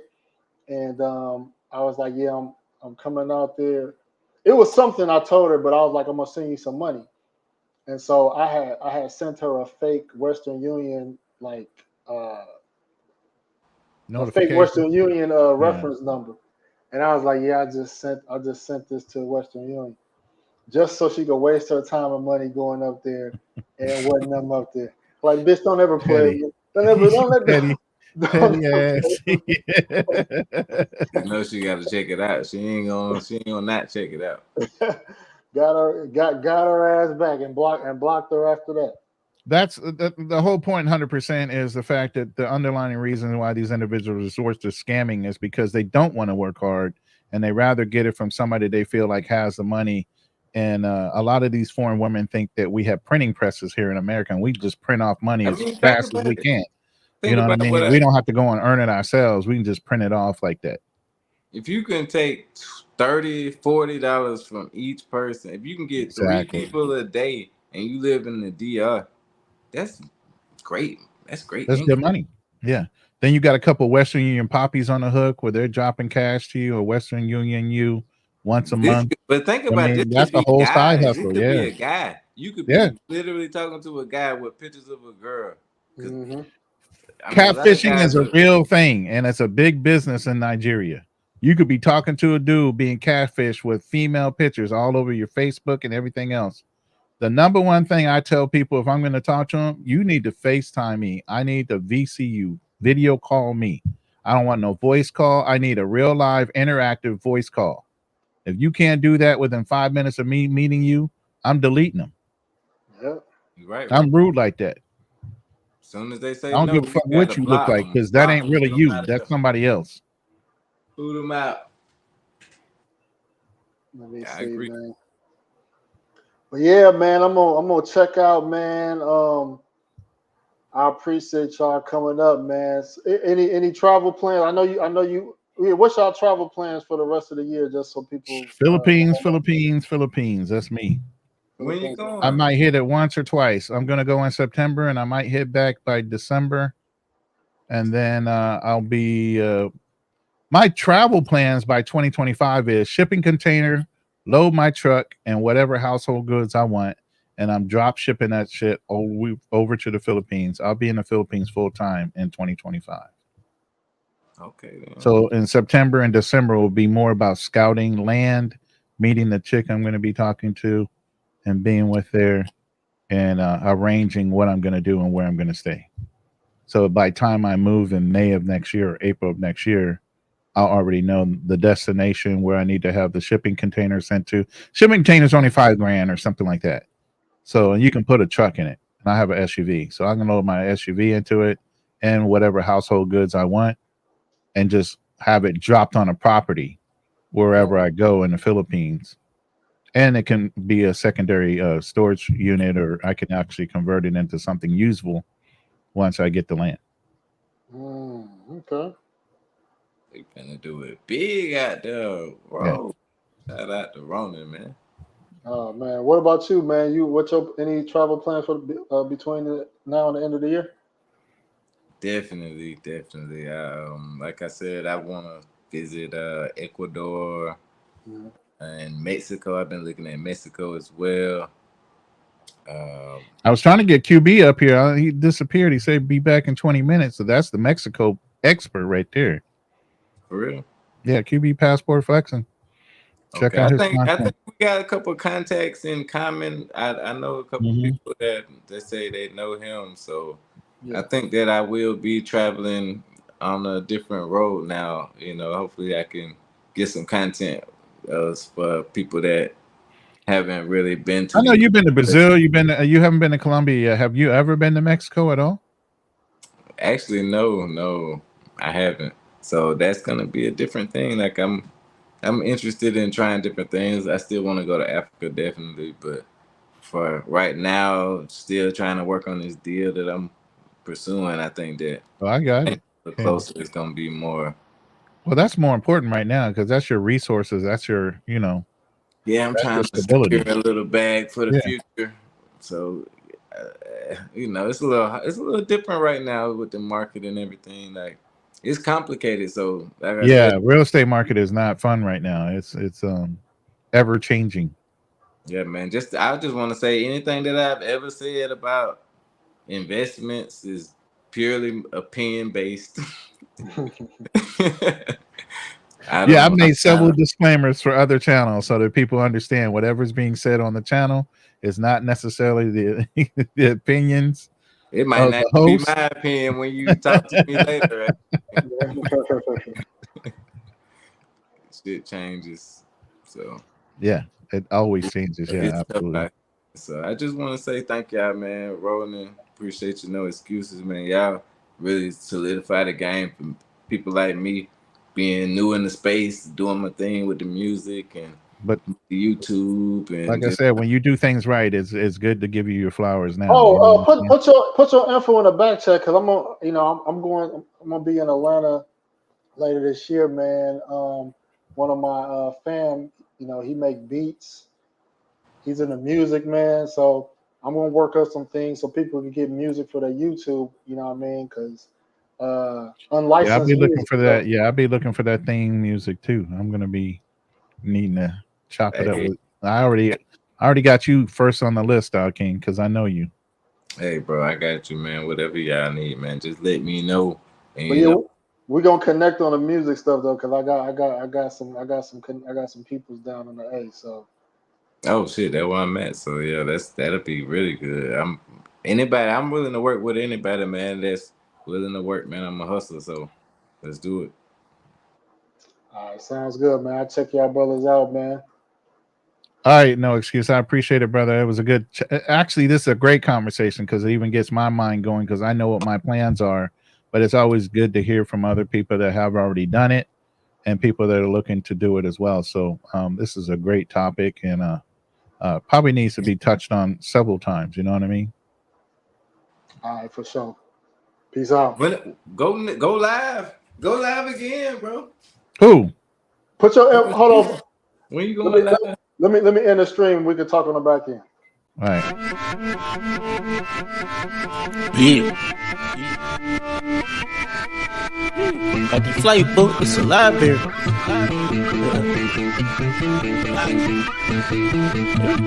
I'm in the deal. Just took a flight to Bora Bora and foreign cars like foreigners. Berry on her. Up in France, bitch, bonjour.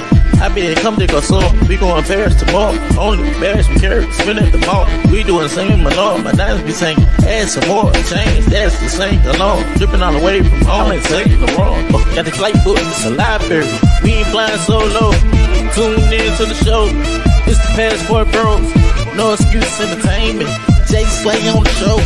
Turn it up some more. It's the Passport Bros.